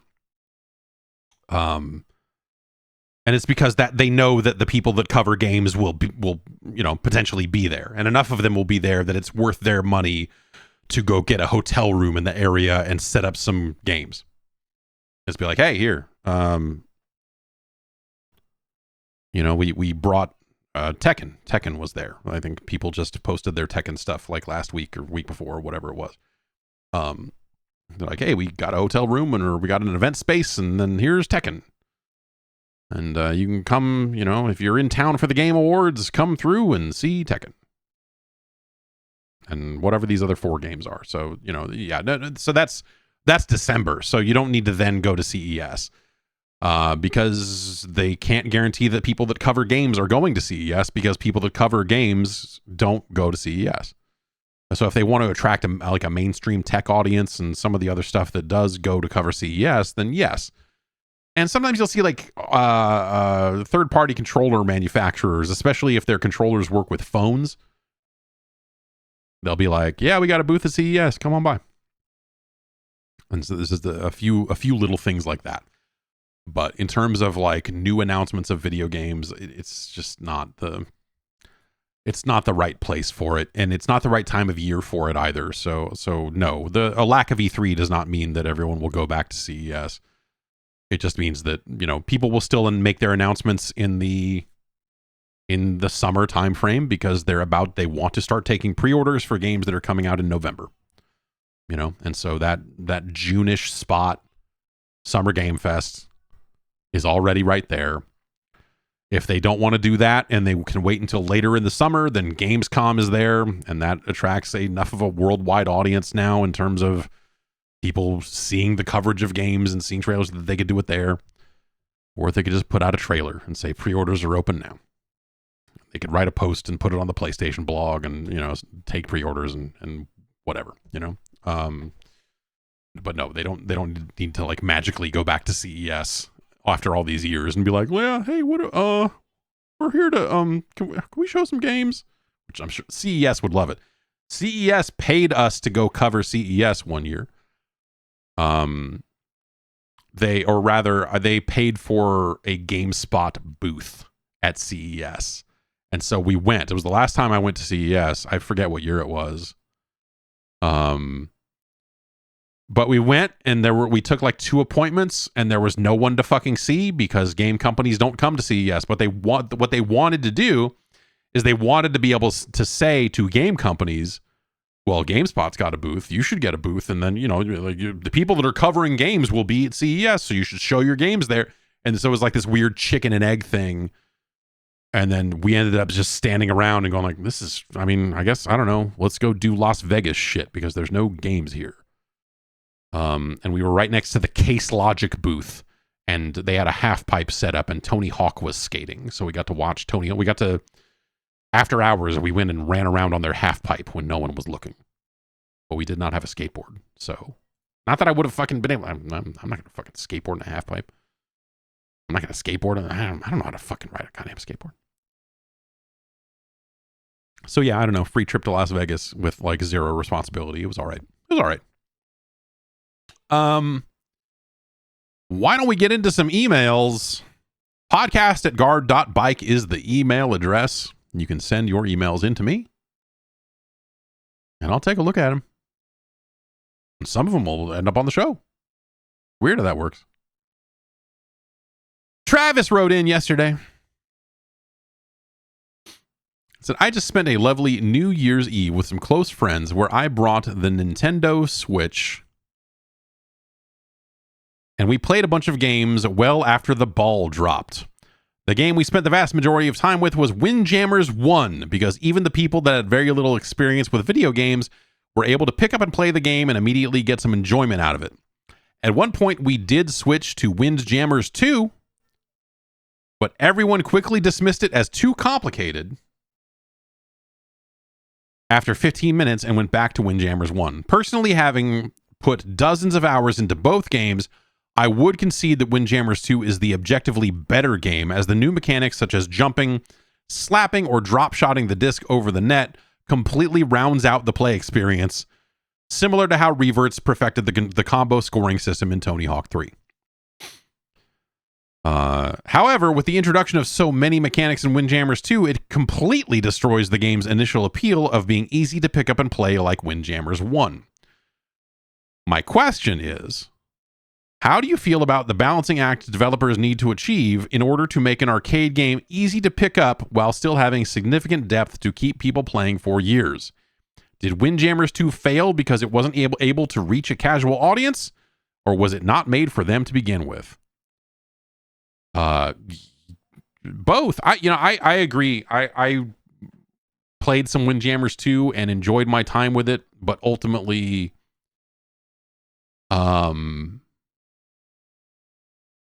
it's just, it loses a lot of that pick up and play kind of action that the first game has.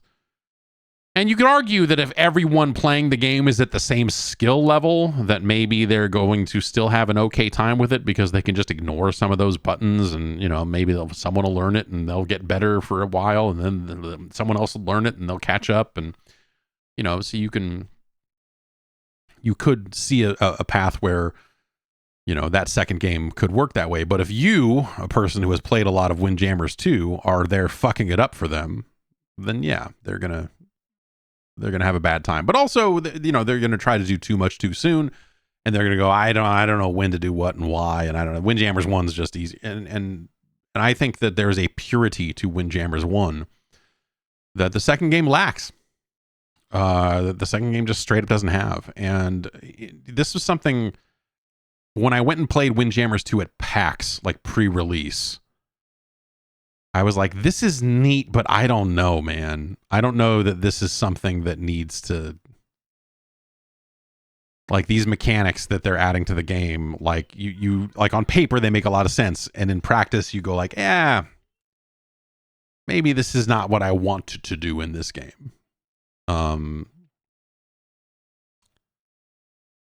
And I think that's that game's big problem. That, and it's it's a competitive multiplayer game coming out into a landscape where there are a zillion of those, and that's not going to be one that stands out. And so almost immediately you had a situation where there were not a lot of people playing it online.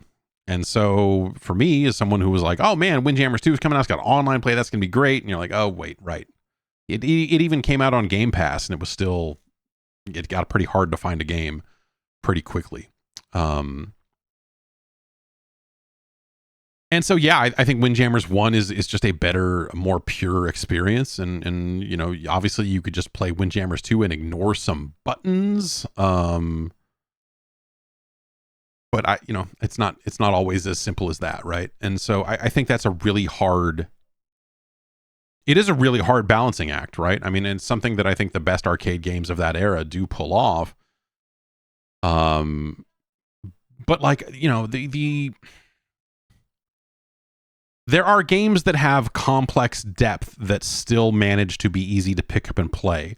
And so that's how you end up in that situation where you're like, okay, as long as you've got an even playing field amongst the skill levels of the players in this game right now, you'll have a good time. The one I always think about is Tekken. Virtua Fighter probably fits with this a little bit as well because it's very mashy. Both games. You can just hammer out the buttons and have a good time and you'll learn something and go like, oh, if I hit forward in this, he goes forward with his elbow. And then you win for 20 minutes until someone finds a way to counter it. And then, and you kind of have that back and forth. I think that's a great time. But obviously the people who are really, really, really good at Tekken or Virtua Fighter, they are practically playing a different video game at that point,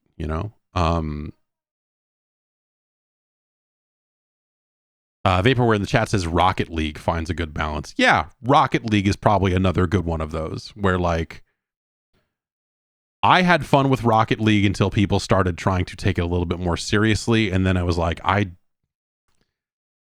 don't want to devote a level of time and dedication to this to reach whatever the next level is. I'm having fun down here, flying around, goofing around, whatever. But then if I'm losing 6-2 or whatever every time, it's like, all right. At some point, it's like, okay, I just kind of don't want to do this anymore, And so that's always going to be the option for every player. Like either you like it enough and you feel like you want to reach that next level, or you're like, oh, okay, all right, yeah, if everyone has moved on from this style of play because everyone left playing it is better, I don't want to put in the time or the effort it would take to get there. Or maybe I couldn't get there, depending on the game. And I'm good. I'm okay. So, yeah, but Rocket League is probably a good one too, where like if you're with a bunch of players who are all new to Rocket League, I think it's a great time, and I think anyone can have a great time with that game. But when it ramps up, I personally found it to be something I basically was like, I reached a point with it a few months after it came out, I think, where I was basically just like, I don't think I'll play this game ever again. And I have pretty much held to that. I was just like, yep, all right, I'm uninstalling Rocket League. Overwatch, same type deal. But Overwatch, I don't think it's nearly as friendly to brand new players as it could be. But maybe they're not necessarily making that game that way anyway.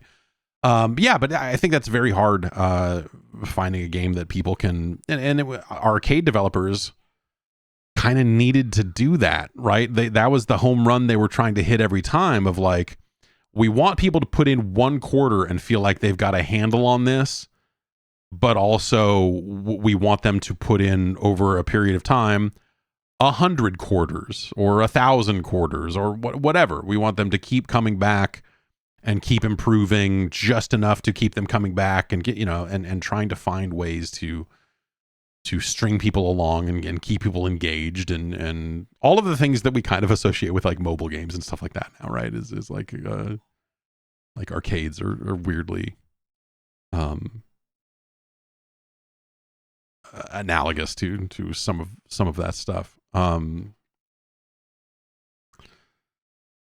But yeah, ideally arcade games are something that you inherently, at least of the 80s, right?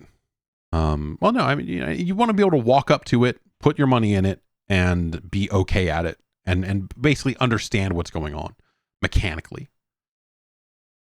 And not every game was good at that. That's a hard thing to do, and so figuring all of that out, and in the 3 minutes that your quarter lasts back then, that wasn't always a thing. But yeah, I think Windjammers 2, to answer the actual question, yes, Windjammers 2 I think is in some ways overly complicated. It's a game that feels like it was built for people that never stopped playing Windjammers 1. But as someone who kind of never stopped playing Windjammers 1, even I found myself going like, yeah, this is hardcore in a way that I don't want to play Windjammers this way. And so, yeah, I don't know. I just I hit a wall with it very early on. And I had a really good time with it that first week playing some online matches. And that's kind of it.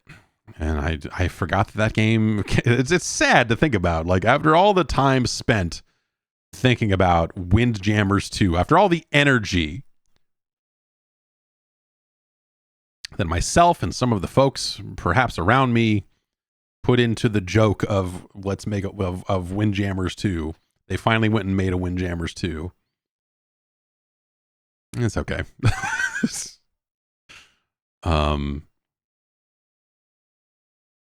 Josh from Durham writes in, because he is confused about recent Game of the Year lists. Does not get specific about which lists, but says, why are DLCs and add-ons being included in so many Game of the Year lists recently? Personally, I think remakes should be excluded as well, but I can understand those far more readily than DLC being discussed as if it were an entirely new game. Because it's a person's personal list, and they can make their own rules, and who cares? Is the actual answer is who cares? And if we really want to break it down, because you're talking about excluding DLC, sometimes DLC costs as much as a smaller indie game, if DLC is $20 or $30, like there are a lot of games that cost that amount of money. So at some point it's the same amount of money. Why not put it on the same list? I think DLC ends up, when I think about DLC and trying to, and it potentially standing out in a year-end DLC or a year-end Game of the Year like capacity, I think it is a very uphill battle. Because a game has come out, it is come and gone, and now you're like, here's a little bit more of it. We're like, okay, well, I already played this, so if it's just more of the same, that's probably not something that's going to make my list, even if it was one of my favorite games of the year that it came out or a few years ago. Like, that's just not that interesting to me. But if it is as long as, why wouldn't it be? Why wouldn't it be included? I guess is the thing. Where are you going to include it? Are you going to have people's personal lists suddenly have a bunch of categories? Some people do that. I don't know. The answer is, who cares? The answer is, take this stuff about as seriously as it deserves, which is to say, it's someone who threw together a list, or a group of people who threw together a list of things they liked. And, the numbering and all of that sort of stuff is like, whatever. And it was always that way. I mean, the joke of it is that you take the arguments super seriously, because it's kind of funny to have ridiculous arguments about games that are, not similar in any way, shape, or form, and you're having to quantify them in these ridiculous ways and all, like, it's about as serious as it needs to be. And so why not put DLC on the list? Because at that point you're like, well, why would you put a 2-hour indie game on it? Like, you can find any way to disqualify just about anything on your list. You could say, oh, well, Street Fighter 6 is interesting, but it won't be complete until all the DLC is out, and then we should include it. There you could turn that argument around in like a zillion different ways that are just as frustrating, and don't get you anywhere. So I don't know. It's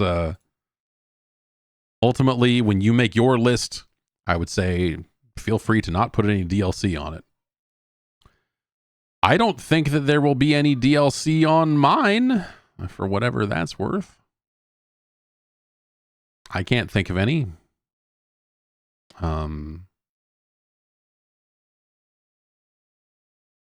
But I don't know.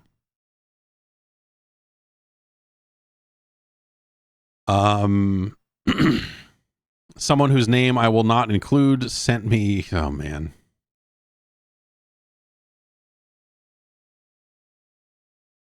Sent me a free year of Discovery Plus so that I could potentially watch, I don't know, Ice Road Fuckers or, like Alaskan Dick Riders or, whatever these television shows are.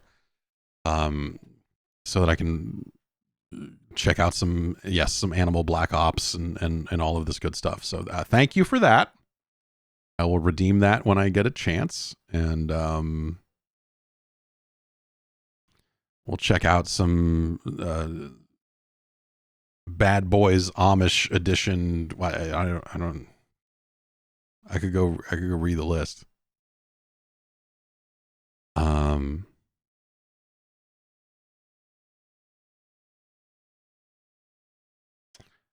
This person wanted me to respond to the email in writing, but I'm not going to. Says, this is not a podcast email. Please take 2 minutes of your day and respond to my email and tell me what you thought of Symphony of the Night. I'm just going to hit reply on this and type it good.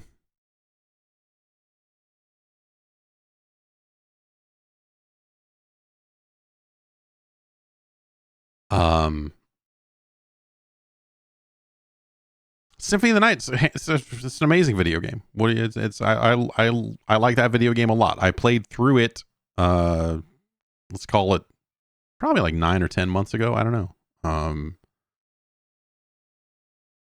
Again, and I love that game. Hell of a game. Great game. I think perhaps the handheld Castlevanias that came afterwards, some of those are almost certainly better than Symphony of the Night, but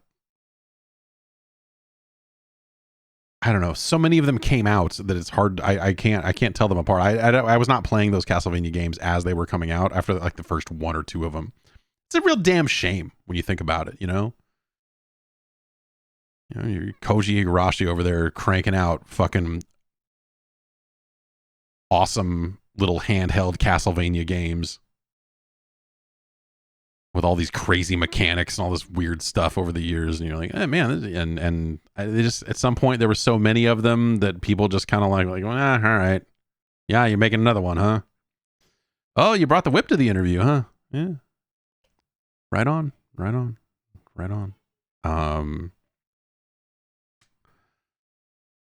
And at some point that stuff sort of, Konami just stopped making it. I don't know. Like, I don't know what happened there. Did the sales go down and they didn't want to make any more of them, whatever it was. And yeah, I see, like Bloodstained came out and that was pretty cool. And, there's just I don't know. Those games are cool. I always tell myself that I should play those handheld games again, or rather, some of them I don't think I've ever played. I mean, I probably have touched them at some point, but I have not spent a lot of time with some of those games. Randy in Portland got a gift. My friend just gifted me an old TigerGame.com and 10 games for it. It's pretty lousy. But where else can you find a D button on a controller? Do you have any experience with this thing? And what are your thoughts? The Game.com, Tiger's handheld thing, it had a modem you could get for it, so you could get it online, not to play. I don't think any games had online support. You could, like, check your fucking email on it. It's terrible. If we're talking like best game platform that has a D button on it, it's the Neo Geo. Easily.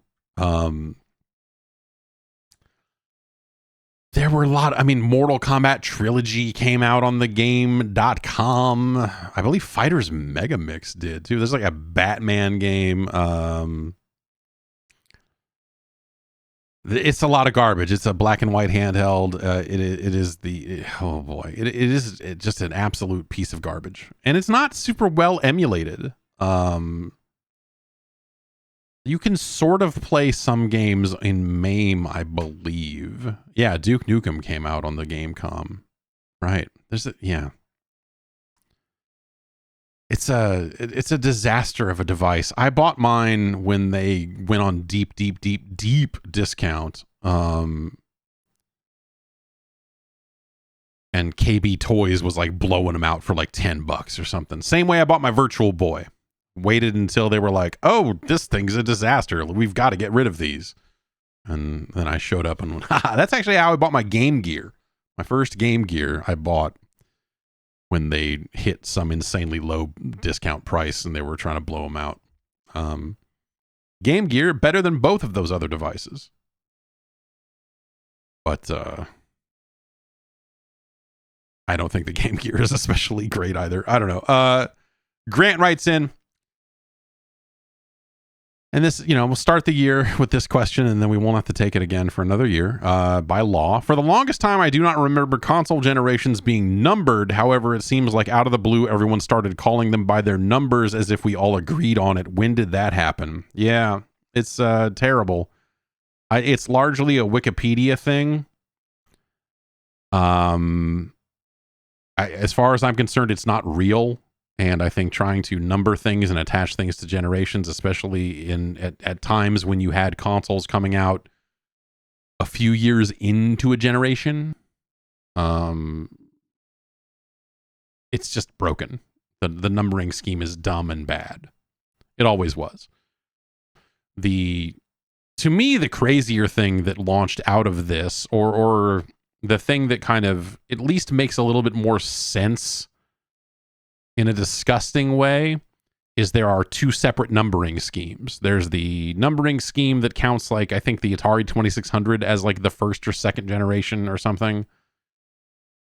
And then you have the EA financial call where they go by whatever the number on the PlayStation is. And so they talk about Gen 5 consoles and Gen 4 consoles. And they go, so it's kind of more of a modern era sort of numbering system. That at least makes sense to me in a financial, like a reporting kind of context. Where they're trying to, they're largely saying like, hey, here's how much money we're making on this generation of hardware. And then the Gen 5 consoles, we expect to make this. And so we're expecting to, it clears up because, we honestly, we do end up having this like confusion. I saw it just the other day. Someone was referring to the PlayStation 5 and the Xbox Series X as next gen consoles. Like, oh, these games are only coming to like Suicide Squad, whatever it was. It was like some game. They're like, oh, it's not coming to it's only coming to next gen consoles. It's like, motherfucker, that's not the next generation. That is the now generation. We are years into it. This is the current generation of hardware. The PlayStation 5 is now. They have sold 50 million of those fucking things. It is definitely a current generation console. It's old. It's on its way out. We need an updated version of it. That bum ass PlayStation 5. Gah! Who needs get me a PlayStation 5 Pro if we're gonna talk Gen 5 consoles? God damn it. Anyway. Yeah, I don't know. I always trace the generation numbering thing back to Wikipedia because everything must be quantified and numbered, and I get it. I love to quantify and number things, but this is bad. It's bad. It's a bad numbering system. It's bad. It's bad and they're wrong.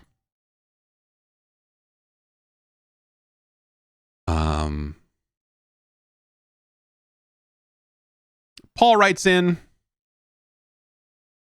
Says, I remember playing the Neo Geo arcade games on that multi-game cabinet. Then the console came out and the game carts were $300.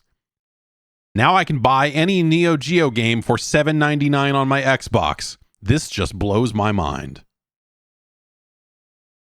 Yeah, it's kind of nuts. I mean, especially, because in the Dreamcast era, we were getting $40, $50 versions of these Neo Geo games, and now they're more like $7, $8, and they're $7 and $8, and we look at them and go like, that's too much money. It's kind of ridiculous when you think about it, but I don't know. Can you get every Neo Geo game really? I bet there are some. I bet there are plenty that are not available. But let's check here. Okay, yeah, no. The one I thought to bring up and look for was Waku Waku 7, because that's a game that has been on my mind a lot lately. The fighting game from Sunsoft for the Neo Geo, Waku Waku 7, which is a cool game. You have to gather some balls, and when you find all of them, they grant wishes. It's weird.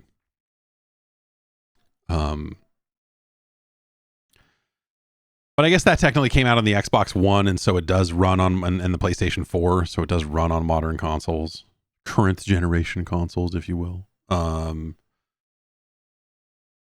But I'm sure that there are some Neo Geo games that did not come out on modern machines. Well, yeah, probably what's the name? It's not Irritating Stick, because that's the PlayStation, but game. But what is the Irritating Stick style game for Neo Geo? It is Irritating Maze,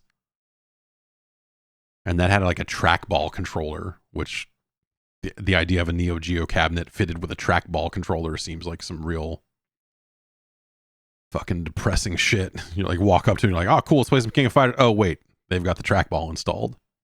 I guess it's not as bad as if they had the Mahjong controller installed. Then you'd be like really pissed.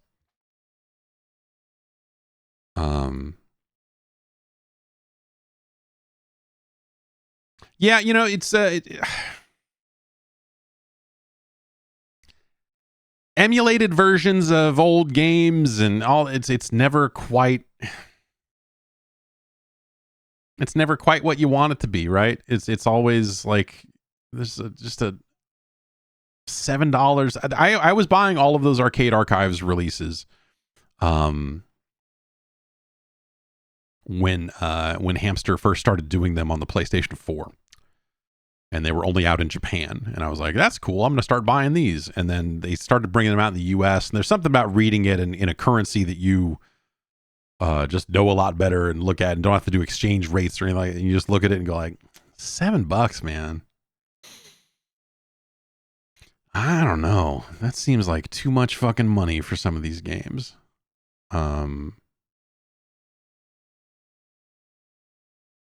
I think that's part of why the Atari 50 approach is so valuable and so fantastic, is because it helps add. It's not just a collection of games, it's also the documentary content, and it feels like something that comes together in a way that justifies its price, like, and then some, right? And you're like, oh man, there's a ton of games in here, and obviously I've got every single one of those games on 1, 2, 3, 4, 5 devices in this room. Can play all of those Atari 2600 games, and I've got several more in the garage. But by adding all of that cool stuff, it becomes a must-own thing. It becomes one of the coolest things to come out this year. And so, like that is the stuff that helps justify those costs and justify those prices, because otherwise, you have to look at it. And again, it becomes this situation of just like, I don't know, we threw a menu on it and the menu's got some music and it's jaunty. Like, okay, I'm still not going to pay $50 for your Intellivision collection on the PlayStation 2 or, whatever it was. It's still just too much. Yeah, they did that Capcom Arcade Collection. It's just like, I don't know. It's just it's hard. The pricing on that stuff is really hard. So so yeah, the Atari 50 approach, and I would love to see that approach given, especially for more Japanese games and you know, more interviews, and because those are the stories that we don't get as much access to.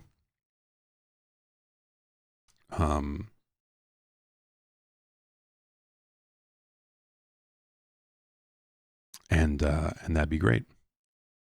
Daddy Warbucks writes in from Oregon, says, I figured I would give Lego Fortnite a shot. I need to get back to that. Or maybe I don't. I don't know. I played it a little bit and I was like, this seems cool, and then never loaded it up again.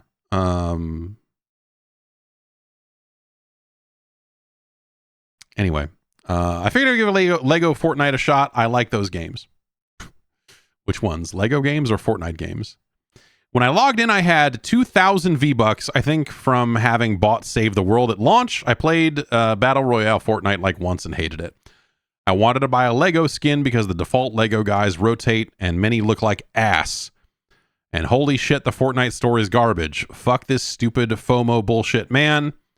Just let me buy a skin. Let me filter for all Lego Man skins and buy one. I'm no stranger to timed seasonal skins from playing League, but this 24-hour rotating shop shit is the most transparently predatory shit I've seen in a game I've played. Gross. Yeah. Yes. I don't... So... I think my issue with the Fortnite shop is actually it works out in my favor most of the time, because when I go and I look at the Fortnite shop, I am more confused by what I'm looking at. And so I'm never looking for anything specific. I'm like, is there anything cool in here? And I look at it and go like, where am I? What am I looking at? Like all of it is so like, what am I actually getting with this? And what do I do with it? Especially now that it potentially applies to as many as like 4 games. I just look at it and go like, what the fuck is any of this? And then I get discouraged and go away, buying nothing. I play a lot of games with battle passes, too many, one might say. I don't understand the way Fortnite does battle passes, because it's got one track that's got the Family Guy on it, and then there's a separate menu that has Solid Snake on it, and I don't know if that's part of the same battle pass, or if is that going to launch another battle pass for Solid Snake? Is that a separate pass, or is it part of the same pass? Like, is it not? It's not out yet, so but like, is it the same pass? I think there ought to be a law. Not actually a law, but I think if we're going to keep doing the battle pass stuff, and clearly we are, right? I mean, it doesn't work for every game, but the games it works for, it probably works quite well.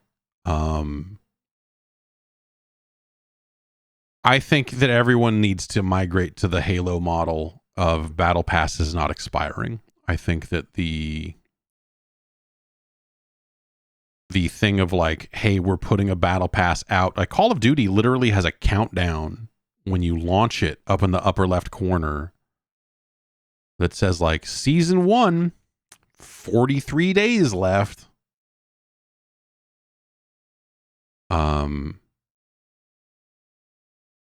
And I know that that's the point, right? Is they're like, oh, well, we want you to keep playing. We want you to, but it's like on some level, why do they care, right? If you bought the battle pass, what the fuck do they care if you get the shit or not?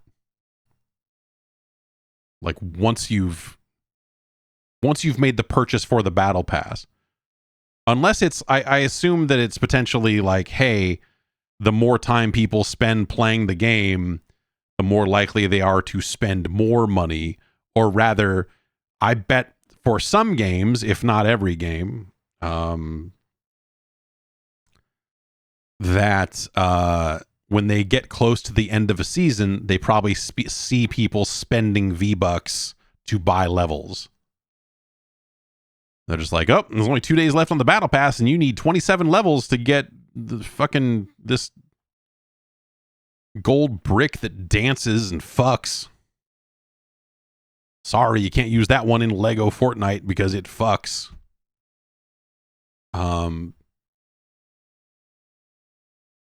I would spend money. I would max level a battle pass to unlock a gold brick that dances and fucks. Wouldn't you? I mean, that seems like a pretty no-brainer kind of thing. So I guess maybe we answered our own question there.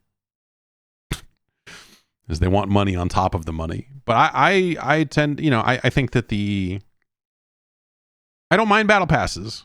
There are no games I play enough to max out a battle pass on legitimately. There just aren't. Just zero. I have maxed out battle passes before, but it's always been like, this version of the game comes with this battle pass and 25 tier skips. And so you're like starting a quarter of the way through. Like I've finished one of those or a couple of those over the years. And I finished a couple, like 1 or 2 of the Halo Infinite battle passes. But I didn't buy all of them because I've stopped playing Halo Infinite. But the idea of like, hey man, you bought I guess like at the end of the day, the smart move is never buy the battle. Well, the smart move is never buy the battle pass. But the second smartest move is don't buy the battle pass until the last day of the season. Because then you can look at everything you've played to potentially unlock and go like, oh, well, if I spend this money, I got to level 70 on this 100 level battle pass. If I buy it right now, I will get all of this stuff. And then you can make the decision there because then you're just buying cosmetics. And if you like those cosmetics, buy those cosmetics. Like it's not,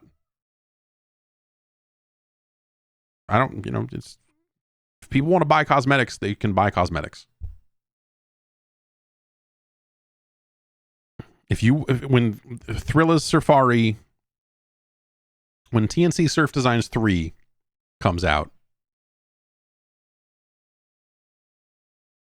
and you can buy a surfboard, and on the bottom of that surfboard, there's a Fantasy Island tie-in, and it's got Ricardo Montalban there, and Hervé Villachez, a palm tree on the bottom of your surfboard. And you can give them $8 to make that your surfboard whenever you play TNC Surf Design 3. I'm not gonna stop you from that. If that speaks to you, if that speaks to your soul, if you're like, I like this game, and also I identify with Fantasy Island, and I would like to represent Fantasy Island inside of this game when I play it, I'm not going to stop you.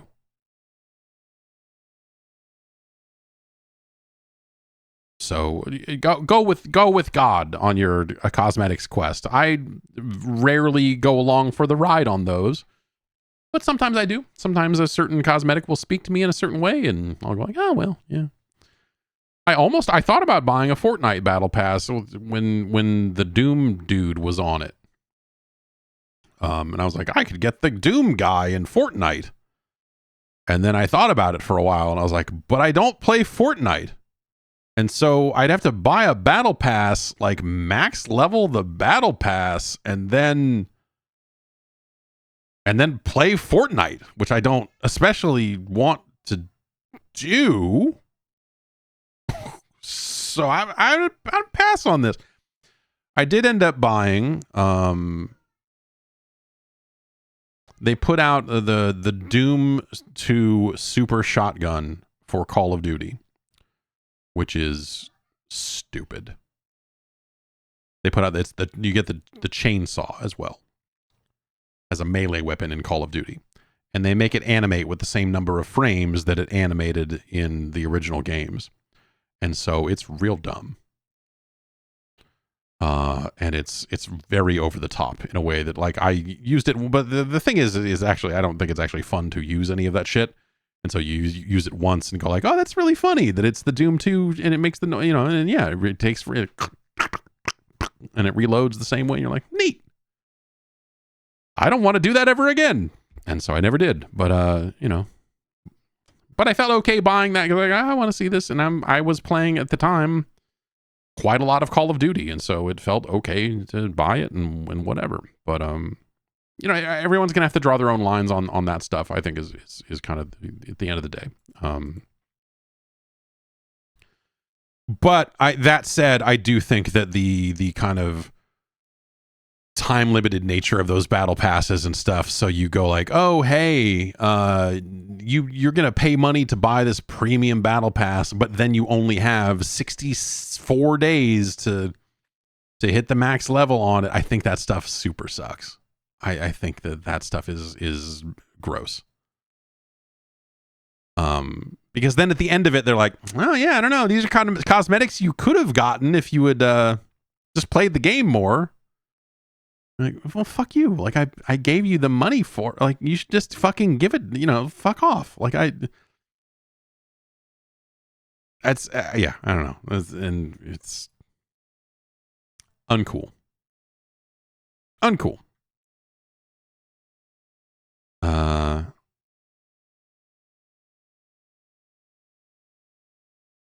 Let's see here.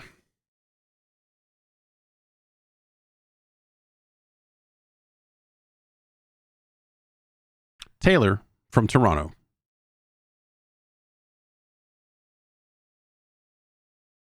I don't think we took this email. So these are emails I've been reading for weeks, and not having on the show because we missed some weeks with emails because the show ran long or what have you. So we're kind of catching up a little bit here, and I just know I'm going to fuck up and read the same email twice. I know I'm going to fuck that up, but I don't think this is anyway. On a recent podcast, you made an offhand comment about what kind of weirdos have played Sonic the Fighters.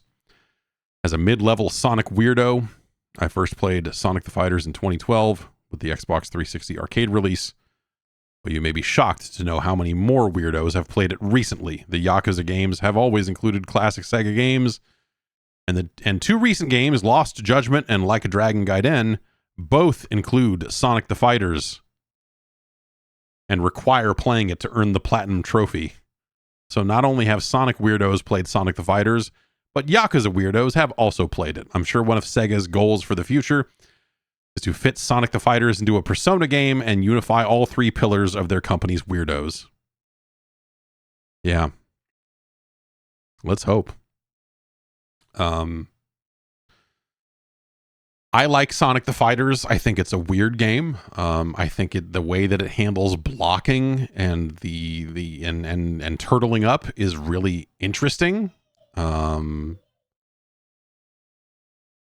it has a wide collection of fucking characters you've never heard of, and the name is ridiculous. And I love Sonic the Fighters. I guess is what I'm saying here. I guess what I'm saying here is that Sonic the Fighters is the best Sonic the Hedgehog game. I guess what I'm actually saying here is that Sonic the Fighters is one of the 10 best, fighting games.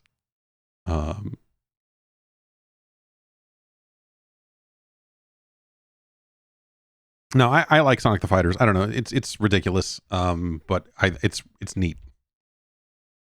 It's a neat game. And,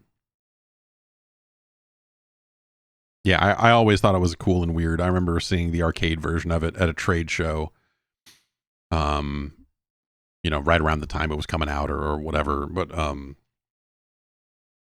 and just being like, this is so nuts. And when you break it down, it's not actually that different from some of Sega's other fighting games of that era. Like, it's not that different from Fighting Vipers and some of that. But I think Sonic the Fighters is, if not a great game, it's at least cool and weird and a fun little corner of Sega's universe, if not the Sonic universe. The only part of the Sonic universe worth looking at, I suppose I would say.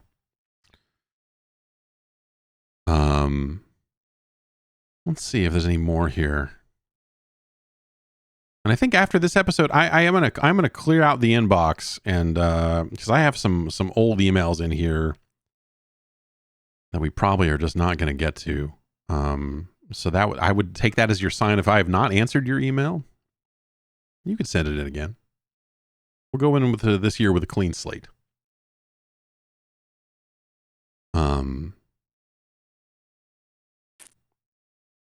Let's see.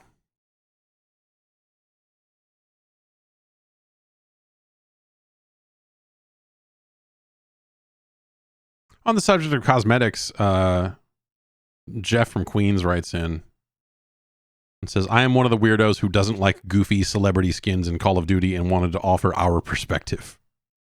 I appreciate the different segments of weirdos writing into the show. Sonic weirdos. Milsim weirdos. They're still somehow just playing Call of Duty. And, there's an appeal to the military/tactical aesthetic in Call of Duty that when you throw in stunt casting like celebrities such as Nicki Minaj or Ash or whatever, contrasts with the operator, I know, aesthetic. It can be distracting even. Like, imagine playing Mario 99 and at the end, Bowser comes out and gives some horrible 3-minute monologue justifying the ethnic cleansing of the Yoshis or whatever, dressed up in realpolitik jargon. It would be awful. I don't know. But somebody paid $20 to make everyone see Adolf Bowser, so we're all stuck with it. At least some of the Spawn skins tried to integrate into the tactical aesthetic of Call of Duty. But I doubt most people would want to shoot Nicki Minaj or whomever celebrity in the middle of their gruff, serious soldier war game. I don't know. I feel like there are a lot of people that do want to shoot Nicki Minaj, and interrogating that is maybe uncomfortable. Of course, if there were an option to turn these skins off, it would be hard to justify the $20 price tag. Do you think that perhaps at this point Activision should probably just buy up the celebrity deathmatch IP from MTV and ditch the military/war stuff entirely? Just put every big name celebrity in it at this point and ditch Ghost, Soap, Price, etc. And let the war/military perverts have their own separate game and the bizarro multiverse nightmare world of Infinity crossovers be its own property a la Fortnite? No, I don't, because I think what they're doing works well enough, and I don't think there are enough people like you out there to, like, let's say they did that. Let's say they had their multiverse, you know, let's say, like, I don't know, what, like Warzone splits off and becomes a nightmare. And then, you know, core multiplayer stays true. There are not enough people like you out there to fund the tactical Call of Duty. And there are probably more people that I see the there's the fucking there's some dumb skins in that game. That I certainly don't like to look at, because I look at them and go like, oh, these characters are stupid. But at the end of the day, you know, it's kind of whatever. I think that Call of Duty is this high speed laser tag video game, and it's already ridiculous. And so I think, like, for me, it's not that. I think for me, it's I like it when a game at least starts the way you're talking about it, and I don't mind if over the course of this year of support, if it gets weird. It's kind of one of my problems with Modern Warfare 3, is that by bringing in all the old skins, you're launching with Skeletor and all this other ridiculous bullshit, and also like a bunch of laser guns and fucking weed tracer bullets and all this other shit that, like, at some point it's just like, it's a little too much, I guess I would say. But I don't think that there's enough weirdos like you to justify a separate game, and I don't think that they need to do it. So I guess the answer is no. I don't think they should buy the celebrity deathmatch IP and ditch the military/war stuff entirely, because I think the way they're integrating it works just well enough to where you're like, I don't know, man, fucking Kevin Durant is in this game. And that soccer player, we put that soccer player in it. He comes with a gun that's got a picture of a soccer ball on it. You're like, okay, what? So I don't know. I think that they should keep going. Like they might as well. I don't know. Because I think Call of Duty is already ridiculous. I was kind of on board with what you're saying at one point when they started doing the commercials for Call of Duty that had all the celebrities in them. There was that one year where they're like, here's Jonah Hill and he's in a Call of Duty commercial or whatever. You just look at it and go like, that should just be the game. You know, they were already doing Call of like a Snoop Dogg announcer packs and some of that other stuff. And so at some point you're just like, yeah, they should just go all the way in that direction. And now they kind of are, right? I mean, there's very few. I feel like there are very few intellectual properties that would not that on the Activision side that they would go like, this is a bad fit for our game. Maybe I'm wrong, but unless you count transphobic streamers as intellectual property, I don't know that I do. But they at least eventually said no to that, right?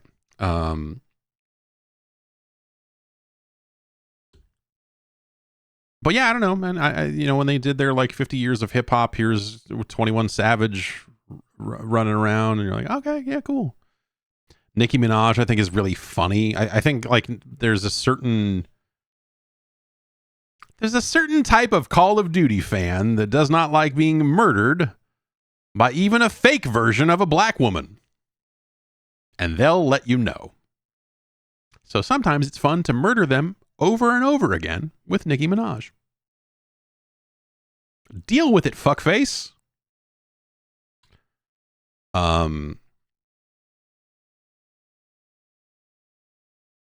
So I don't know. It's the skins and the, you know, I think that there is a sort of a problem that every game does trend towards ridiculous over time, because that's just how skins go, right? I mean, eventually you hit a point where you're like, I don't know, man, Skeletor. Yeah, man, Skeletor fucking rips. And yet they haven't gone and got I guess it's not a popular enough IP, right? But it's like, why has there not been a G.I. Joe operator pack? I mean, there's like a ton of stuff they could do that would be like at least halfway appropriate to the IP, to the Call of Duty IP, that you could do. You're like, I don't know, man, we're putting Flint and Dial Tone and Beachhead in here. And you're like, yeah, that's fucking cool. And then Cobra Commander and Destro and Major Blood over here. No, you would actually do Cobra Commander, Destro, and the Baroness. Oh, that's right. They did it for Siege. Okay, well, yeah. G.I. Joe pack for Siege. I don't want to play Siege. I will not play Siege.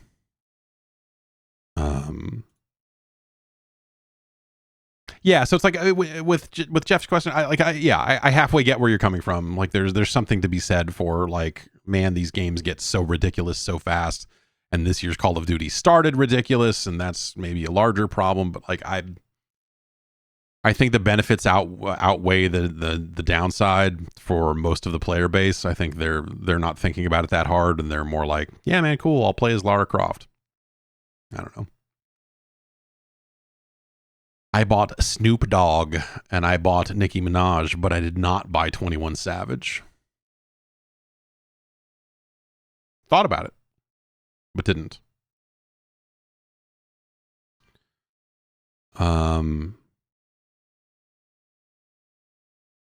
Let's see. I don't know. Is there any...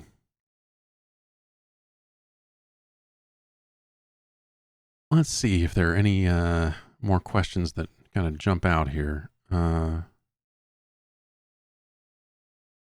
couple more came in. Why don't we just take these real quick here?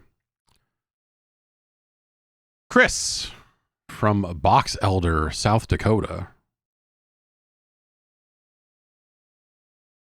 just says, Japanese choo-choo rocket commercial? I discovered that commercial like 15, 16 years ago. And I will mutter, choo-choo rocket, Zaraket Sugoi when I die. That's the email later. Yeah. No, yeah, that makes sense. For me, it's more of a choo-choo rocket. Is more the part that sticks out at me. Lucas writes in and says, recently, with the Epic Store giving out a copy of Saints Row 2022 in their Christmas sale, I decided to install it and give it a go as I'm a fan of the original series. And while it's clearly not the same level of over-the-top zaniness and humor as the original, the game mechanics are pretty much identical to the original games. I'm curious as to why so many people dumped hate on the reboot and what your thoughts were on it, and if you disliked it, why? I think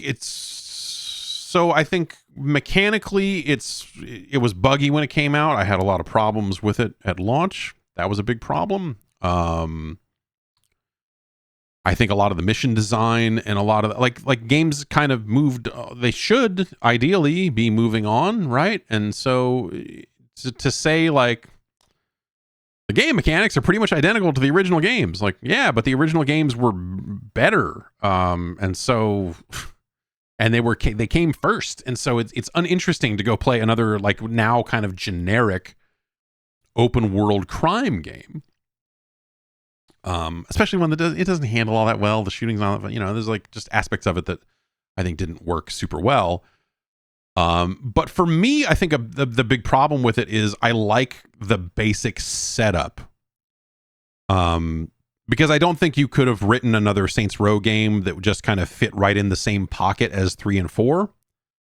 Because I think, just styles have changed, senses of humor have changed. Like if you were trying, like Saints Row the Third, I think hit a really good lane of like, it was the right type of comedy at the right time.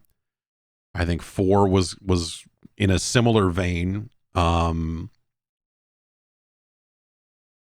all of that lined up really well for that period in time. And then, times change and senses of humor change and the style of writing would need to change as well. So if they came around and just put out another game that was a lot of the same jokes or a lot of the same style of jokes from Saints Row the Third, it would be another point of comparison that you look at and go like, this is fucking like, these dildo jokes were a lot funnier 15 years ago. Because these are just the same dildo jokes. If they had written a bunch of new and great dildo jokes, maybe. But I think that they had to go for something different, and I think that they kind of set the table for something and then didn't do anything with it, or didn't do enough with it. I think the characters in that game are not likable enough. They don't interact enough together. Like, there's something to be said for the nature of like, oh, we're just this group of crazy kids, these crazy roommates, and we're fucking broke and we're starting a gang. Whoops, we took over the world. Like, I think that you could absolutely write that game, but they didn't write it well enough. And so I don't think there are enough like funny moments along the way. I don't think they went far enough to establish that new tone and those new characters. And I think that's my biggest problem with it is like, they just didn't do a good job with the premise. Like the premise I think is sound. The hows and whys as to why you would try to write something in a different vein, I think make a ton of sense. Again, because they nailed it already. You're going to come back to it all these years later with a reboot and just like try to do the same thing. And you're like, oh, I don't know, what popular song are they going to sing this time? And what, karaoke style, what are they going to do? And little bits and pieces. I think there's absolutely room to write a younger cast and a younger type of dialogue and focus on, like those sorts of, like that sort of material, right? But they don't do a great job with it. And, then you layer on a bunch of like boring ass mission design and some really generic feeling action, and the whole thing just falls flat. So yeah, it's just that ultimately, like, it's kind of like the worst sin that game could have, if that makes any sense, is that game's fucking boring. A Saints Row game can be a ton of different things, but it shouldn't be boring. And I think if they had just said like, oh, the gang is back and here's Johnny Gat and look at him, he's foul mouthed and he's crazy, that would suck. That would just suck. If they had tried to write another game in the same vein as those. Like, it would just be fucking corny. Like, you could do a lot better. You know? You could do a whole lot better than that. And I think that's like pretty plainly obvious, right? I think if you had just done that same game with those same characters, like, it just would have been fucking pointless. They said everything they need to say with those characters in the earlier games in the franchise. So if you're going to go for that long of a break, especially with how the fourth game ends up, you absolutely have to reboot it.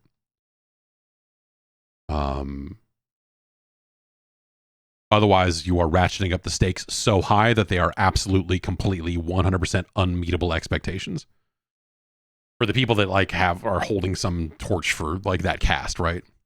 If you're coming back like, what was it, like 12 years later or whatever it was, and you're trying to say Johnny Gat is back for the people who like that part of the game, like, it's a death sentence for expectations on that game. A reboot was the right idea, just not executed very well. Ultimately, I think that's the big problem with it, and that's a bummer. I think that there are, again, like, there's some version of that Saints Row game on paper that you look at and you understand, like, oh yeah, of course. And like, hey, maybe we want to try to make a Saints Row game that, you know, like a slightly younger audience might want to get into or something. So we're going to try to maybe write it in that direction. And so they're going to be roommates who don't have a lot of money and all this other stuff. Like, you know, it's going to be relatable, bro. I think that all makes total sense. And there are little bits and pieces where they hit that and you go like, oh yeah, all right. But not enough. They don't do enough with it. And it all just kind of falls flat. It's a shame, but you know, ultimately bringing back Saints Row is such a weird uphill battle anyway. And like, what are you even making at that point?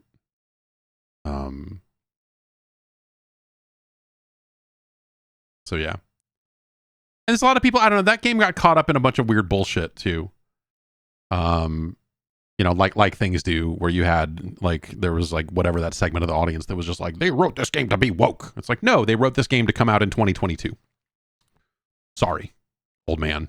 Like, again, senses of humor change, styles change. It's not that they deliberately were like, we're cleaning this up and we got to make it non-offensive. It was like, no, it's like that style of humor, the let's push all these buttons and let's go out as far as we can and like, ha ha ha, dildos. Like, they did it, man. They fucking did it. What are you going to do? The problem is, again, the jokes that they did right in the game that did come out, not good. Again, on paper, there's stuff that you go like, okay, yeah, if you do this and you nail it, it works. But they didn't. So, I don't know, shit happens. Andy from San Diego writes in and says, has the Forza reboot killed the series like SimCity and NBA Elite did? Wow. That's fucking brutal.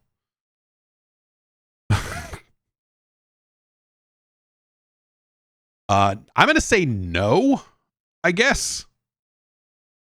I'm going to say no on that one. Because I think the Forza Horizon series is still going to be in good shape and it will come out and it will do just fine. How did the Forza do? We don't really know because all the Microsoft stuff is wrapped up in Game Pass numbers and engagement numbers and all of that other stuff. So, like, I feel like the reaction to Forza Motorsport was not so negative that it like killed the franchise. I do think that it kind of, it's maybe the game that officially kind of flip-flops things in a way to where I think you will have a much wider, and maybe it was already this way numbers wise and I just didn't know, but I think of Forza Horizon as the lead franchise in that series now. The lead series in that franchise, I suppose, is the right way of saying that. And so Forza Horizon will come out, and there are not a lot of there still, for whatever reason, are not that many open world driving games coming out. And so I think that when they get back around to making another Forza Horizon, people will be receptive to that conceptually. And so I think that could work just fine. But motorsport, I mean, there's, presumably they will keep working on motorsport and hopefully get it where it needs to go for the players that want that style of driving game. But for me, I think the situation was more like this motorsport reboot came out and made me realize I don't think I want that style of Forza game anymore. For as much as I think Horizon has kind of had a rocky road of being a little too samey from version to version, I think the last one they put out kind of got away from some of the things that were irking me about the two games that came before it. And as long as they can find ways to keep that fresh, then I think Horizon will last for a good long time. And that will be that will eventually be seen as the premier Forza franchise, if it isn't already, I guess. And then motorsport will just be for the weirdos. More games for the weirdos, I say. Even as someone who is definitely not a weirdo, I want you weirdos to get your games. Because it keeps you off the streets. It's important. We need more Sonic the Hedgehog games. Because crime rates are up. And we can't, and the jails are full. We can't lock up all the Sonic fans. We should. Believe me, we should. But unfortunately, we don't have space. This is why I'm for private prisons. Now, hear me out. The corporations they'll open way more prisons than the government can, honestly. And we've got to get these Sonic fans off the streets. And so if Monsanto wants to open a prison, or who the fuck is Monsanto running the prisons? I assume so. I just assume so. I'm on prison work release to put more pesticides into the food. Anyway. That's going to do it for the show. Thanks, everybody, for hanging out. And getting the year started, I guess. Yes, 3M, DuPont, Monsanto,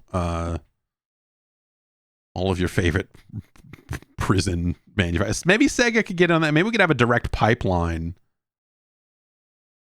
of like you hit the button to download the Sonic game, and if you run it and there's a camera, and if it detects that you're not playing the game ironically, then that's it.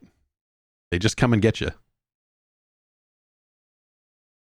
2 days later, you're out there spraying some kind of unmentionable chemical onto lettuce for your friends at Monsanto. What were we talking about? Oh yeah, Sonic the Hedgehog. Sonic Superstars in stores now. Thanks everybody for listening. We'll have more. We'll get back to some 8-bit Nintendo games. We got Castlevania out of the way. I say out of the way, but it was a pleasure to play it. Castlevania has been ranked, and we'll get another batch of games on the list. You can support this monstrosity over at patreon.com/Jeff Gerstmann. And keep this nightmare rolling. I'm finding myself with an increasing amount of things to say about wrestling, and I don't know what to do about it. I don't really know what to do about it. A lot of things happening in wrestling that I'm just like shaking my head at and going like, ugh. The Rock is so bad. Ugh.